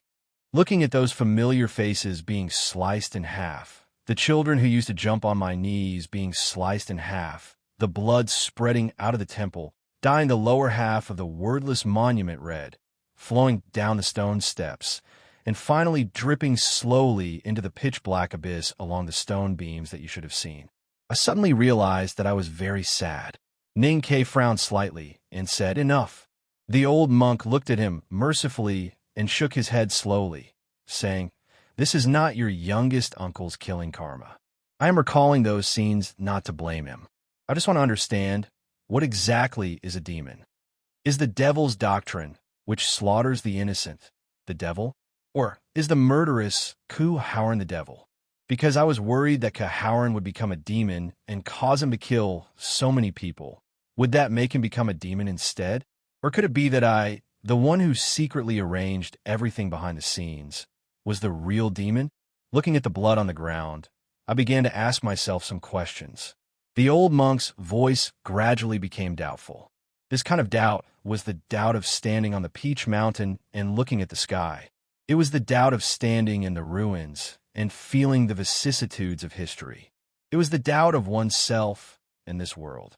How should we differentiate the right path and the devil path? What exactly is a demon?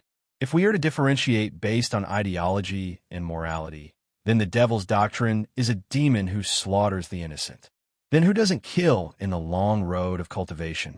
The Buddhism sect says that all living beings are equal. If we are to become a demon by killing people, then what about butchers who kill pigs?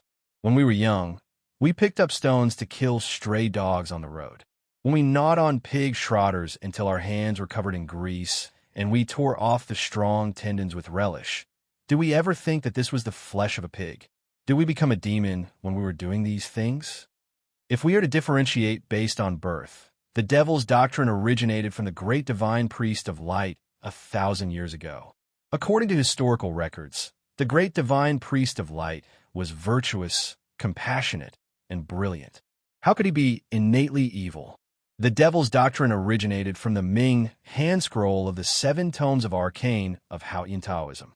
It was originally a branch of Haotian Taoism, so why did it become a demon?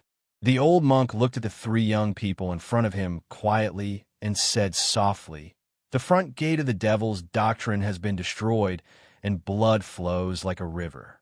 After that day, I've been trapped here to atone for my sins for decades. I've been thinking about this question for decades. Ning Ke and Mo Shanshan were silent as they pondered over the words of the previous generation's eminent monk. Yi Hongyu suddenly raised her head and said without hesitation, "Divine Lord Lotus, you are wrong. The reason why the devil's doctrine became a demon has nothing to do with ideology and morality, nor does it have anything to do with one's birth. It is because the cultivation method itself is an evil one. How Hien sent divine light to the world, bestowing warmth and light. Only then can all living things in the world grow, and only then can there be a flow of aura between heaven and earth. However, the cultivation method of the evildoers of the devil's doctrine forcefully snatched the chi of vitality from nature and recklessly absorbed the heaven and earth into their bodies. It is equivalent to stealing the light of heaven's benevolence. If these evildoers are allowed to grow stronger, the aura of heaven and earth will gradually dry up, and the world will be destroyed. What then? This kind of cultivation method blasphemes Hao Yin and overturns the heaven and earth. It is a great disrespect, and that is why it became a demon." The young girl's voice was exceptionally firm and clear at this moment.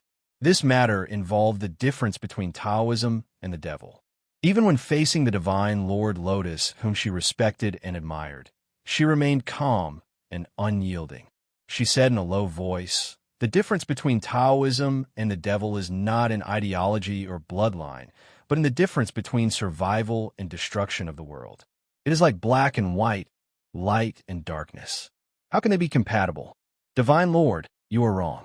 Yi Hongyu's crisp voice helped Mo Shanshan to dispel the doubts in her heart. She nodded slightly and thought that what she said was true. The difference between Taoism and the devil was whether one had good or evil intentions towards the world.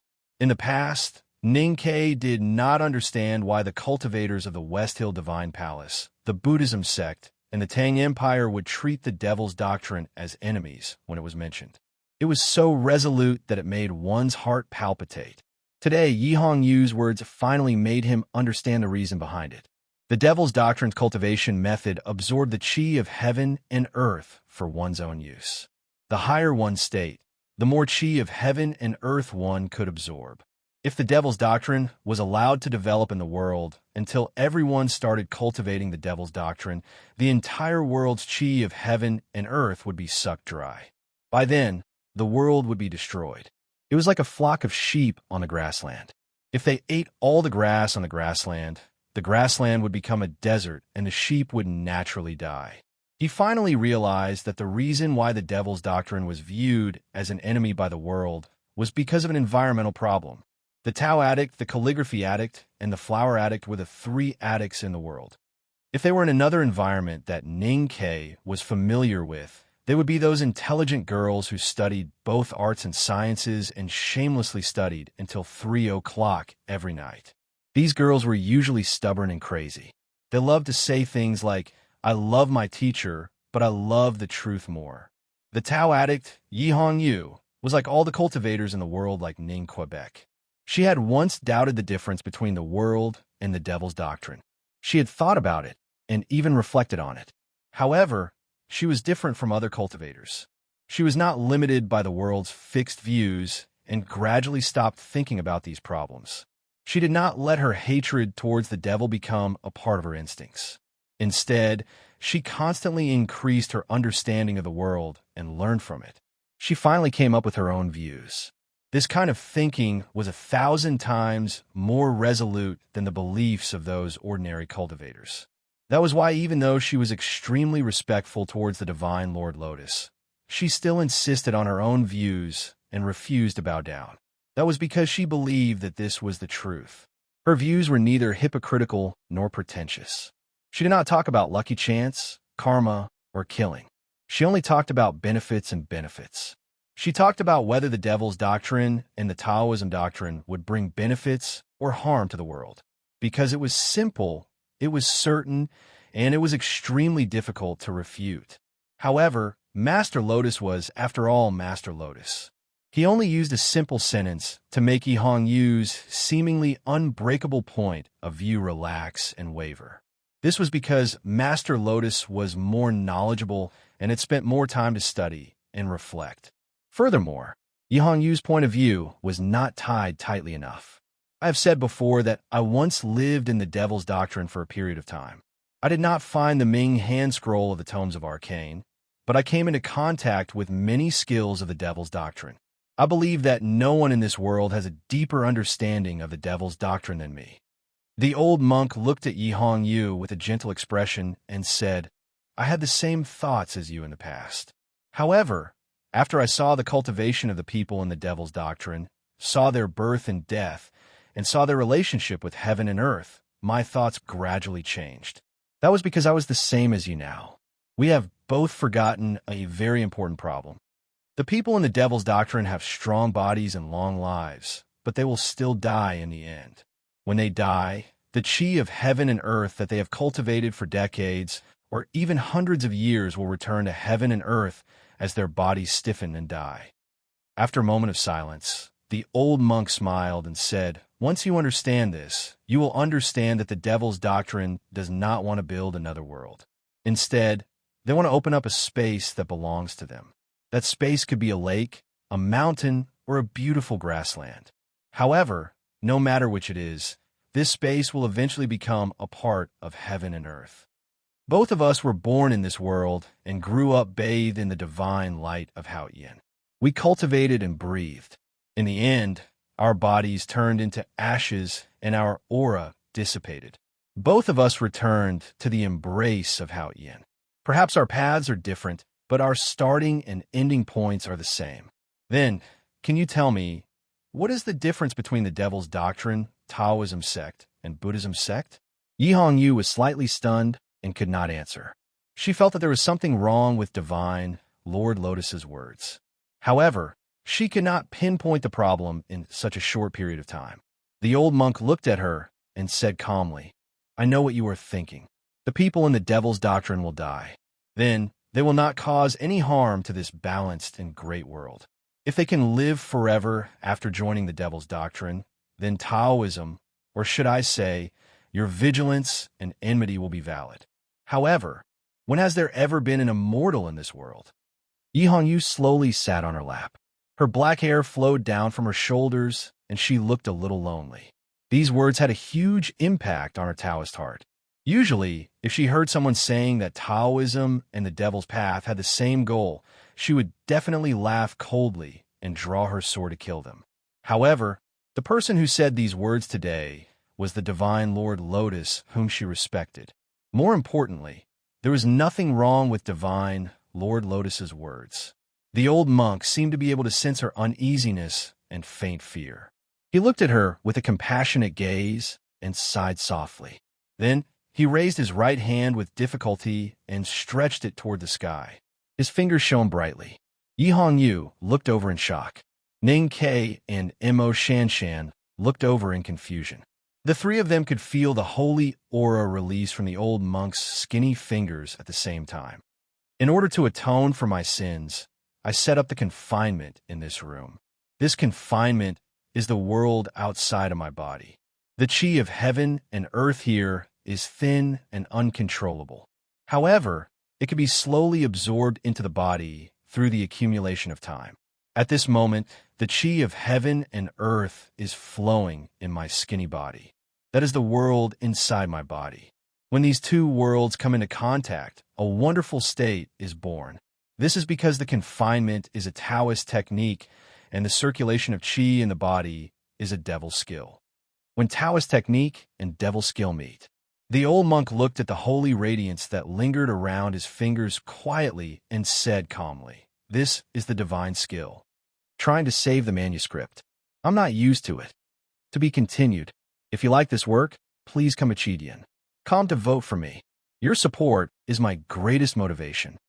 Chapter 273. The radiance around the skinny fingers gradually faded, and the flame that had no heat swayed. It was like a small oil lamp in the night wind, or a fishing fire in a storm. It seemed like it could be extinguished at any time, but it would never be extinguished. Yi Hongyu looked at the holy radiance between Master Lotus fingers, and her eyes were filled with confusion. Mo Shanshan's expression was no better than hers, and was filled with shock. They could clearly feel the holy aura contained in the light, and could not calm down as they pondered over Master Lotus' words. Ninkei's state of cultivation and knowledge was not as good as the two girls, so he was not as shocked as they were. He was only surprised that such a mysterious divine skill did not seem threatening at all. It was as if it did not exist in reality. The radiance between the old monk's skinny fingers was transparent and warm. It did not make one's eyes feel any burning pain, nor did it spread a scorching heat. Instead, it shone like the sun in the heavens and earth, revealing an indescribable supreme state. Mo Shanshan murmured, "If Taoism and the devil are interlinked, one can enter divinity?" The old monk looked at her with a smile, and his eyes were filled with admiration. He said, "I have been thinking about the difference between Taoism and the devil for decades. I have used Taoism to form a world outside of my body, and used devil's power to form a world within my body. I have finally found a possibility, which is what you said." Upon hearing these words, Yihongyu finally woke up from her shock. She thought of something. Regardless of whether the connection between Taoism and the devil could lead to divinity, in order to attempt such an attempt, one would first have to join the devil. She stared blankly at the old monk in the Bone Mountain and felt that her judgment was a little disgraceful. How could Divine Lord Lotus, you guessed correctly, I have indeed entered the devil. The old monk, who was as skinny as a ghost, sat on the Bone Mountain. The air had been dry for decades, and only the cracks on the roof that the Bone Mountain pointed at had a hint of moisture. The moisture had accumulated for a long time, and it finally condensed into a drop of water. The old monk slowly raised his head and opened his mouth slightly. The drop of water dripped into his dry lips, and then turned into a smile on the old monk's skinny face. The smile was compassionate, calm, and admirable. The old monk looked at her and said with a smile, "Back then, I was worried that Kaharan would enter the devil. I did not expect myself to enter the devil in the end." At this moment, Mo Shanshan and Yihongyu's consciousness were greatly shaken. They were a little muddle-headed, and each was immersed in their own thoughts. Only Ninkei was still paying attention to the old monk's every move. Stepping into the devil's hall, Ninkei met this legendary figure who had bound himself to atone for his sins for decades. Ninkei had many questions in his heart. How did Master Lotus survive after not eating or drinking for decades? Later, when he saw that Mo Shanshan and Yihongyu did not have such doubts, he thought that this master state had long surpassed the imagination of mortals and could abstain from eating. At this moment, looking at the drop of water condensed from the wetness in the stone crack on the roof, falling into the old monk's dry lips, he could not help but be slightly startled. He thought that the old monk had a very clear grasp of the rhythm of the water dripping from the stone crack.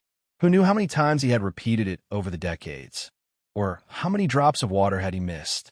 It made his heart ache. How could he be so proficient? The scene of the wetness in the stone crack, supporting a legendary figure who had sat to atone for his sins for decades, would probably make anyone feel pity and respect for him. However, Ninkei's heart was as hard as stone and refused to tremble. Instead, he raised his eyebrows slightly. If it was to atone for his sins, why did he have to beg for life? If it was to use the pain of life to respond to the severity of one's sins, why would he feel pain from missing a drop of water, and thus raise his head to receive the water drop as an instinctive reaction? When Ninkei was thinking about these things, Master Lotus had already started to debate with Yihongyu and Mo Shanshan about the highest and faraway scenery of the cultivation world. He could not help but frown. He thought that Master Lotus's debate in the Lang Temple back then was so exciting that the Divine Hall Hierarch came to visit. He was definitely not someone like Prince Longqing could be compared to. This Devil's Hall must have been bored to the point of debating with himself every day for decades. How could they win against him? Indeed, as time passed, the old and compassionate voice was the only thing left in the room. If there is truth in the world, it should be understood through debate. What is the pursuit of cultivators? If we are searching for the way to understand the world and the power to change the world, then how can there be good and evil in power itself? Only those who use power will be able to differentiate between good and evil. A knife can be used to cut vegetables, carve radishes, or kill people. A stone can be used to admire or to build a house, or to kill people. A lake can be used to breed fish, or to go boating, or to kill people. A mountain can be used to climb, or to build a house, or to kill people. Everything in the world can be used to please people or to kill people. But everything is innocent. Only humans are the spirit of all things, and they give everything souls and uses. Therefore, the word sin can only be applied to humans. The difference between Taoism and the devil lies in the method and the path. Just like everything in the world, how can we incriminate them? The only thing that can be sinned is still humans. The old monk's words were not difficult or obscure at all. He did not use mysterious words to cover his words with a layer of mystery. He slowly explained these simple and plain principles, crushing the cultivation world that he knew for the three young people to listen to. The old monk's voice was weak, and his slightly hoarse voice was full of love for the world and compassion for all living beings. His tone was calm but convincing. It could be said that any words he said were profound truths. Ning-Ke did not listen carefully, but he was unknowingly attracted by the old monk's words. He sat on the ground and began to listen attentively.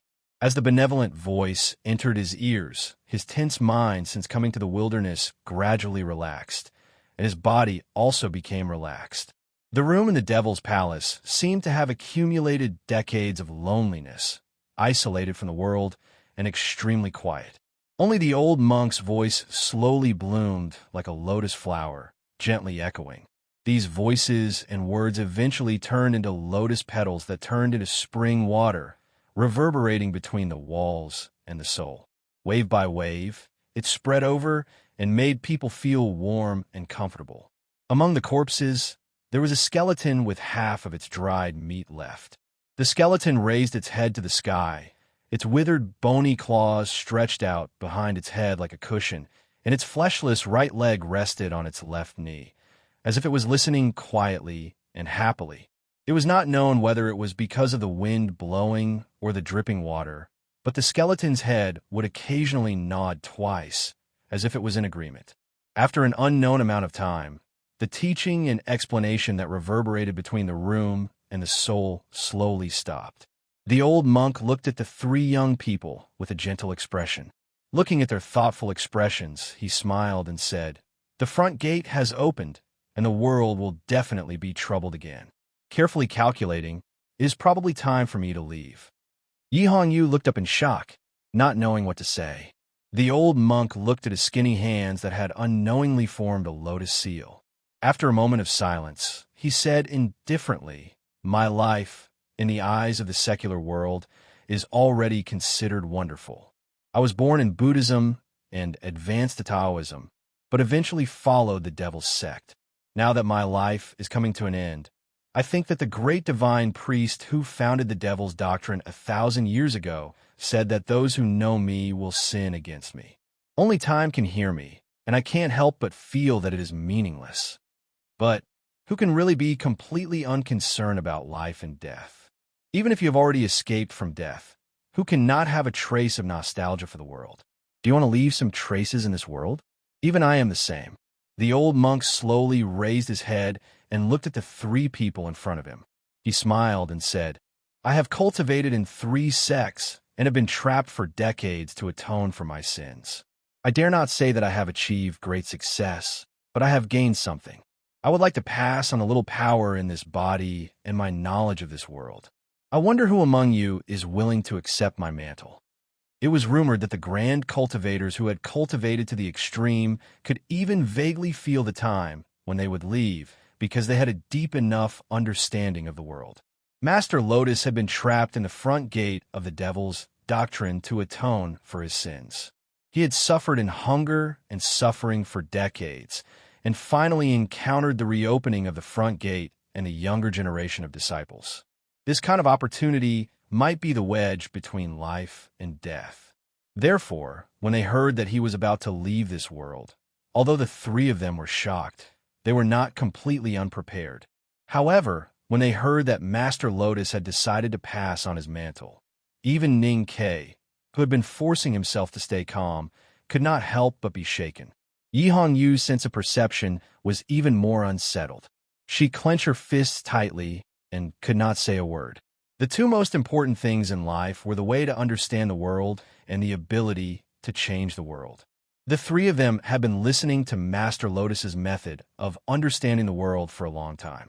The ability to change the world was naturally power in state. There was no such thing as passing on power in the right way of cultivation. Only the most powerful people in the devil's doctrine would pass on their power to their chosen successor through enlightenment before their lifespan ended. Master Lotus should be using this method to pass on his mantle. What kind of person was Master Lotus? Ninkei had never heard of him before, but he was very clear now. He was well-versed in Taoism, Buddhism, and the devil's doctrine. He had been to two unknown places and had been the protector of the front gate of the Buddhism sect. He had been the great divine priest of judgment of the divine hall and had almost gotten the position of the leader of the devil's doctrine. He was qualified to travel and be friends with youngest uncle. He had cultivated both Taoism and the devil's doctrine to the divine skill after staying in the Forbidden Mountain for decades. Such a person was, of course, the most powerful existence in the world. If he could inherit his mantle, how many years would he have to struggle on the long and difficult path of cultivation? How strong would he be able to get? What kind of magical world would he come into contact with? More importantly, Ninkei was very clear that if he could inherit his mantle, perhaps it would not take long before he could tear General Xiaohou, princely Peiyin, and even the shadows hiding behind them into pieces. He did not need to rely on the power of the academy, nor did he need to put his senior brothers and sisters in the back of the mountain in a dilemma. He could easily take revenge for the hatred that he had been guarding for more than 10 years. His parents who had loved him dearly in this life lying in a pool of blood, his young playmate who had been trampled to death, the chopper that was stained with black blood, the two people who had fallen in the woodshed, Darky who stood by the gray wall on a rainy day, and the innocent villagers who had died tragically in Darky's hometown. All of these images appeared in his mind at this moment, looking at him quietly. In fact, the hatred for the massacre of his family had already faded away in his heart. However, he was afraid of this indifference, so he wanted to engrave the hatred deep into his bones. This hatred, which had already changed its flavor, had become the most important spiritual support in Ninkei's life. This support, when mixed with the innate greed for power, had become the most irresistible temptation. This kind of temptation was like an invisible hand, slowly lifting his body from the ground, urging him to move his feet with difficulty, walking towards the Bone Mountain. Suddenly, he stopped his steps. To avoid being beaten, I'll show you a silly smile. To be continued. If you like this work, please come Chidian. Come to vote for it. Your support is my biggest motivation. Chapter 274. Ninkei only needed to take a few more steps forward and climb up the Bone Mountain to receive Master Lotus Caress. Then, he would inherit all his achievements and become a top powerhouse in the world. He would then understand the wonders of Devil's doctrine and enter the state of God. However, this meant that he would have to accept the Devil's doctrine's genuine chi. When Taoism and the Devil were connected, one could enter the state of God. This sounded wonderful. However, under the luxurious robe, the naked reality was still the same as before. Enlightenment was a secret method of the Devil's doctrine. It cannot be passed on through enlightenment or the state of psyche power. It could only exist in reality. The chi of heaven and earth that was absorbed from nature was not the Devil's doctrine. To enter the state of God, one must first enter the Devil's doctrine. In the secluded hall, Master Lotus could gently talk about the Devil's doctrine. However, in the real world outside the mountain, the Devil's doctrine was still an evil existence that could not be tolerated in the world. It was an evil that all the countries and sects in the Central Plains wanted to destroy. Ninkei was the core disciple of the headmaster of the academy. Yi Hongyu was the most beloved Tao addict among the younger generation of the West Hill Divine Palace. However, even people of their status would be abandoned by the whole world once they were discovered to have entered the Devil's doctrine, just like this magnificent mountain range in the north of the wilderness. He would enter the Devil if he took a few more steps. How could he take that step? However, The temptation of inheriting Master Lotus's mantle and becoming a powerhouse with unparalleled power and cultivation was so fresh and powerful. How could he let go of such an opportunity? Ning Ke felt that his legs were as heavy as a few thousand taels of silver. He could not move an inch. Yi Hongyu's ears seemed to still be reverberating with the gentle and compassionate voice of divine Lord Lotus. Her eyes were a little empty. Occasionally, there would be a glimmer of determination, but it would instantly turn into a struggle of pain. Just like Ning Ke, her spiritual world was also in an extremely unstable but relaxed state. Her thoughts were swaying with Master Lotus's teachings. She was swaying between what she had learned from Haotian Taoism and pure logic. Inheriting the mantle of Divine Lord Lotus was an unimaginable temptation to any cultivator. However, if it was just this temptation, it would not be enough to make her, who had a strong Taoist heart, interested in the devil's doctrine. However, deep in her heart, she could not refute Divine Lord Lotus' point of view. The more she thought about it, the more she felt that it made sense. The eyebrows on Yi Hongyu's beautiful face were tightly furrowed. She looked like she was in great pain. She stretched out her left hand and grabbed her plump and soft breasts. Her fingers dug in deeply, as if she was trying to dig out her uneasy heart. Because she used too much strength, the wound on her left shoulder, which had been injured by several arrows, burst open again. Blood slowly flowed out. She murmured, "Is there really a third path?"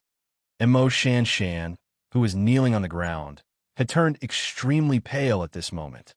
Her lips were pursed into a straight line, and her beautiful ink-like eyes were unable to focus at all, appearing extremely scattered. Master Lotus did not rush them, nor did he show any impatience. He looked at them calmly and gently. There was a faint benevolent smile on his skinny face. Perhaps he hoped that they could cross the threshold themselves and make their own choice.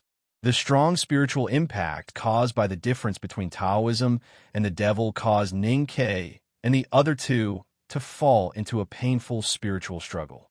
This kind of pain caused their minds to be absent-minded and unstable. However, it was accompanied by a very clear and relaxed state of mind. Gradually, the pain and struggle began to flow away like water. The aura that lingered in their sense of perception turned into warm spring water, and the clear and relaxed stable state of mind once again occupied their bodies. The negative emotions like fear and struggle gradually faded away. The three of them instinctively felt very safe. Master Lotus was as pure as a lotus. There was no need for him to deceive them into joining the devil, nor would he have any ulterior motives towards them. If such a peerless powerhouse wanted to hurt them, he would not need to spend so much effort. The real reason that made them calm and relaxed was still the temptation. The temptation of inheriting the legacy of the previous powerhouses, the temptation of understanding the original truth of the world, and the temptation of merging Taoism and the devil to enter divinity. This temptation was the grassland, the starry sky, the sweet taste of milk cakes when they were young, the arrogant aura of standing on the peak of the mountain, and the possibility of writing one's name on the modeled city wall for the future generations. The door of temptation was slowly opening in front of them. Behind the door was an unfamiliar, fresh, and fertile grassland. As long as they were willing, they could lie on this green grassland that was as soft as a blanket and look at the beautiful starry sky that they had never seen before. They could enjoy everything quietly. Among the three of them, Yi Hongyu's state was the highest, and she had the deepest understanding of cultivation. She had seen those truly powerful powers before, and she stubbornly and focused on pursuing them. Hence, she felt the greatest temptation at this moment. Suddenly, she heard the creaking sound of the broken wooden bed shaking. She saw her legs that were as thin and weak as reed sticks when she was young. She recalled the humiliating and angry past. Then, she saw her brother who had his hair combed into a bun and carried a wooden sword on his back. At that time, her brother was still a proud young man, but he was already so lonely. As time passed, her brother became more and more lonely. Was it because no matter how hard I tried, I could not catch up to your footsteps? If I had the ability to stand side by side with you, standing on the precipitous cliff and facing the cold mountain wind, would you not feel so lonely?" She raised her head in confusion and realized that Divine Lord Lotus was looking at her with a pitiful gaze, as if he had seen through all her disguises. She suddenly felt cold and terrified, because she felt that the door was about to close in front of her. "Not being possessed by the devil. Not being possessed by the devil," she muttered to herself, but her eyes became brighter and brighter. She lifted her feet and walked up the bone mountain. Yes. No. She walked to the front of Divine Lord Lotus and knelt on the ground. Her knees crushed a few white bones. She lowered her head humbly and devoutly removed all the shackles that her heart had on the outside world. She opened up her spiritual world honestly.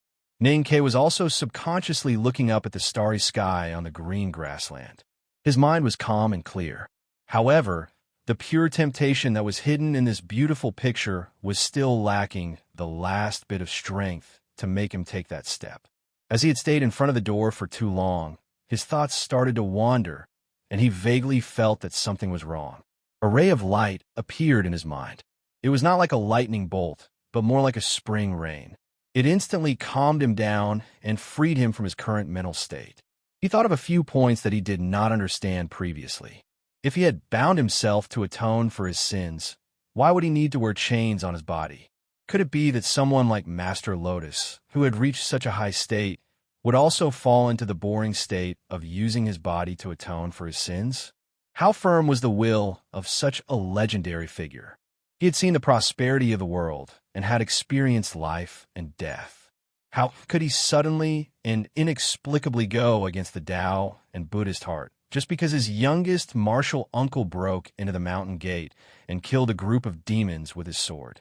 Even if it was himself, he could not be moved after seeing so many cruel scenes, let alone a powerhouse like this. These doubts kept hitting his mind like raindrops. In the end, they converged into a certain possibility. This old monk was not binding himself to atone for his sins, but he was locked up here to suffer and atone for his sins. Thinking of this, Ning-Ke woke up in shock. He realized that the warmth that surrounded him like spring water and the benevolent and peaceful aura had all disappeared. The environment was still dry and slightly cold. He understood that he had been controlled by the old monk's mental power previously. He looked towards the bone mountain in shock. He saw the Tao addict kneeling in the pile of white bones in front of the old monk. The old monk's skinny palm had already landed on her head. A strong sense of terror instantly took over his body. Mo Shan walked to the edge of the bone mountain in a daze. Ning-Ke shouted and stretched out his hand to grab her. Then he used the fastest speed to untie the iron bow on his back. He pulled the bow and arrow and aimed at the old monk who was once as benevolent as Buddha, but was now as gloomy as a ghost. The skinny old palm wrapped in thin skin slowly landed on the girl's head and gently stroked it. Feeling the delicate touch from the black hair, a painful struggle suddenly appeared in the old monk's eyes that were as warm as a spring lake. The struggle only lasted for a moment. The gentle benevolence on the old monk's skinny face instantly turned into extreme fanaticism and finally into extreme calmness and indifference. There was no emotion in his eyes that were as deep as the stars in the night. A breath that was not strong but pure and thick spurted out from the bottom of the old monk's palm. Yi Hongyu suddenly opened her eyes and looked at the old monk's face that was inches away from her. She felt the psyche power in her sense of perception leaking out of her body like a flood. Her body suddenly became weak, and she understood what was happening. Her bright eyes were filled with coldness, and her graceful body bounced up like a fish. Accompanied by a sharp roar, her hands changed 4 types of sword gestures in the air. She condensed the chi of heaven and earth around her into a virtual sword and directly stabbed towards the old monk's chest. She was indeed the powerful Tao addict. In the face of such an unexpected situation, facing the Divine Lord Lotus, who had always been regarded as a god in the cultivation world, she made the fastest and most correct response that a strong cultivator could make. Her response was simple, direct, and cold. She attacked with a ruthless Taoism skill that would die together with her. However, this Taoism sword that contained her decades of hard work and could even be said to be the most powerful Taoism sword that she had ever displayed in her life was completely useless. This was because she could not condense the chi of heaven and earth even after changing 4 types of sword gestures. There was chi of heaven and earth everywhere. As long as there was chi of heaven and earth, it could be sensed and used by the psyche power. The Tao addict, Yi Hong Yu, was proficient in all kinds of Taoism skills. In such a life and death situation, she would not have any problems with her Taoism skills.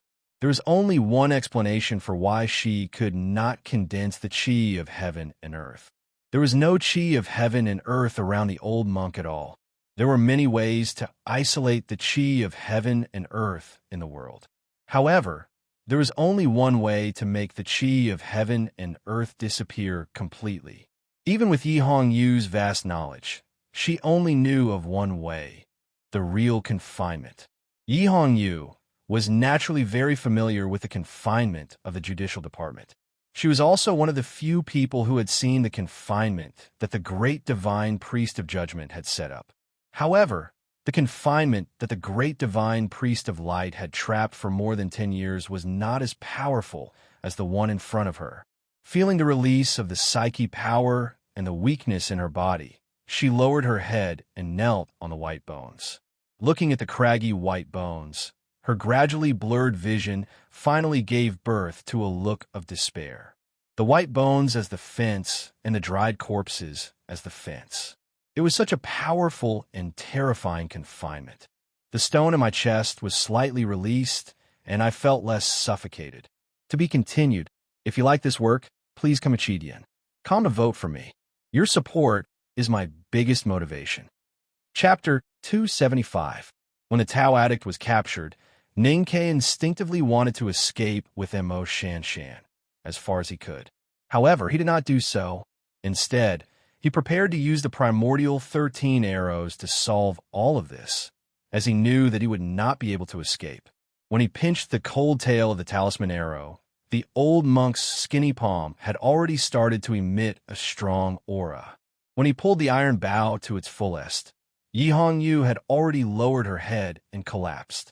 He saw the despair in Yi Hong Yu's eyes, as well as Master Lotus's emotionless and cold gaze. Mo Shan Shan was startled awake by him from the illusion, and she sobered up in an instant. Her beautiful black hair that was like a waterfall suddenly fluttered behind her, and her right hand trembled in the air.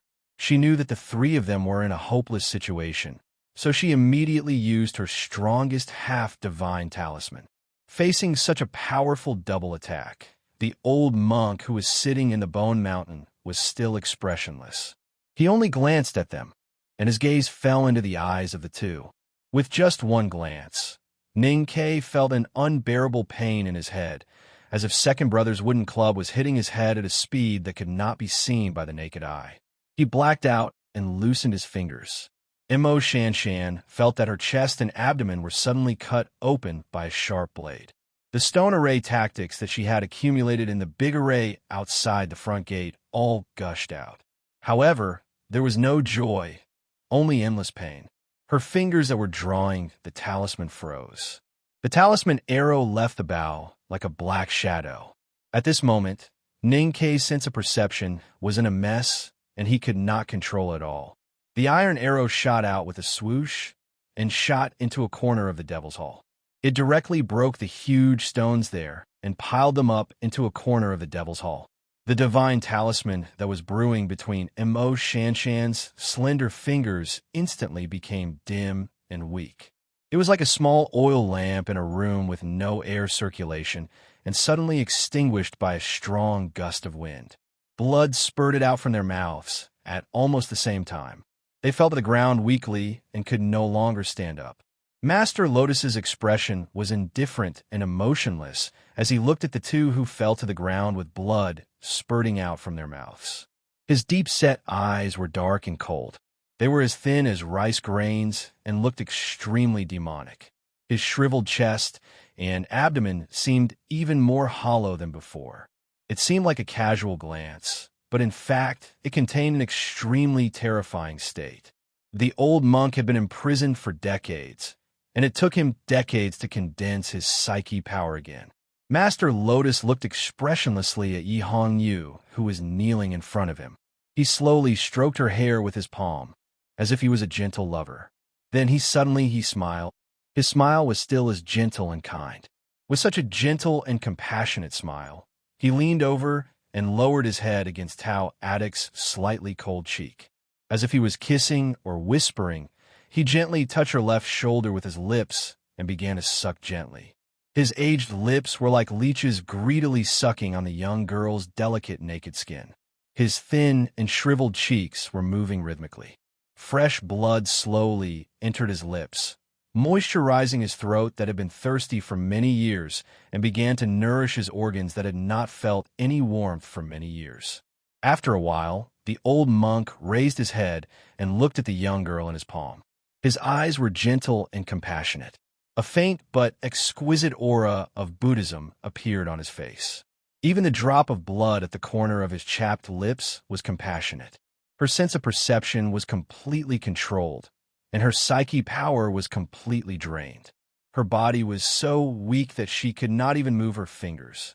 The powerful Tao addict was now weaker than a baby. However, she only looked at the old monk indifferently and did not have any reaction. She knew that she would not be able to escape today. She was so proud that she would not beg for mercy. Even when she felt the pain and disgust from her shoulder, she still remained calm. This was because she did not want Divine Lord Lotus to have the slightest possibility of getting pleasure from it. This was the only resistance that she could do before her death. Your blood is filled with the power of light. It is extremely pure and rich Taoist aura. Even decades ago, I rarely had the chance to taste such power. Master Lotus looked at her beautiful face gently and said with pity, "It is a pity that you are no longer a virgin. The shadow in your Taoist heart has added some impatience to your blood. Otherwise, you could be compared to the pure charm of Xiao Xiao in the past." Upon hearing this, Yi Hongyu's hands that were powerless to support herself on the ground trembled slightly. However, she remained stubborn and cold without saying a word. Suddenly, her pupils shrank slightly. This was because she saw a very strange scene. Master Lotus's face, which was as skinny as a ghost, seemed to be slightly plumper than before. His dry and pale lips seemed to have a tinge of redness, and a surge of vitality was born spontaneously. Yi Hongyu thought of a certain legendary devil's doctrine skill and could not help but feel a chill down her spine. Master Lotus did not look at her anymore. He raised his head and looked at the wetness in the cracks of the roof. Perhaps it was because his vitality was gradually recovering, or perhaps it was because of the fresh blood of the young girl. He could not help but start to recall the glorious and beautiful past. He muttered, "When the South Jin Kingdom was newly established, there were beauties dancing in the court." The old and slightly hoarse voice stopped abruptly. He looked at the two people on the ground whose life and death was unknown. Ning Ke was neither dead nor unconscious. He only felt that his body was in extreme pain as if it was falling apart. His consciousness could not control the movements of his body. He understood that it should be because his sense of perception had been severely injured by the old monk's gaze. He used his elbows to support himself on the ground and wanted to climb up. He wanted to draw his bow and arrow again. He wanted to take out the big black umbrella behind him and his 3 knives. However, he could not complete any of his actions. He could only look at the old monk in despair. The old monk had only casually glanced at them, and he and the calligraphy addict had been completely defeated. It was really frightening. In the midst of pain and absent-mindedness, Ning Ke remembered that he had once asked his master how a fight in the knowing destiny state was like. At that time, Master Yensei had used Second Brother of the Academy as an example. He had said that as long as Second Brother looked at you, you would die. This old monk, who had been imprisoned in the Bone Mountain for decades, was extremely weak and almost half dead. At this moment, he could reach the pinnacle level of Second Brother with just a casual glance. Then what kind of horrifying state had this person cultivated to when he was full of spirit and healthy back then? Could it be that he had already transcended the mortal realm and broken through the 5 states? At this moment, the old monk looked at him. He saw the strange changes on the old monk's face and was shocked speechless. He could not understand what was going on. Mo Shanshan had been extremely weak because she had thought too much about breaking the Great Blockage Formation. Previously, when the half-divine talisman was broken by the old monk's gaze, she had been seriously injured. At this moment, looking at the strange changes on Master Lotus's face, her body trembled violently. Her eyes were filled with uncontrollable fear as she said with a trembling voice, "Tao Tai, could it be? Could it be? Tao Tai?" There was a record in the West Hill Divine Palace's teachings that there was an ancient beast named Tao Tai. It had a head, but no body, and was greedy for food. There was another record about Tao Tai in the West Hill Divine Palace's teachings. It was an extremely evil skill of the Devil's Doctrine. The powerhouses of the Devil's Doctrine who cultivated this skill would devour the flesh and blood of other cultivators to strengthen their aura. They were greedy and murderous. They were the most sinister and evil. Even the people of the Devil's Doctrine were ashamed to be the same as them.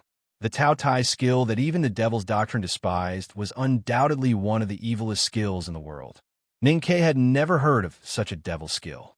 However, the scene of Lotus gently sucking the blood from Yi Hongyu's wound had already shocked him greatly.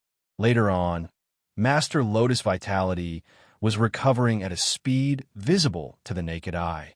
Connecting the two, he could naturally guess what it meant. Ever since he came to this world, he had seen many cruel things. He had even seen many more horrifying and bloody scenes. He knew that life and death were fated and could be said to be fearless. However, when he thought about how he would be slowly devoured by this old monk who was as skinny as a ghost, the shadow that was left in his heart when he was young suddenly expanded. This caused his face to instantly turn pale and his eyes to be filled with fear. Perhaps it was to overcome the fear in his heart.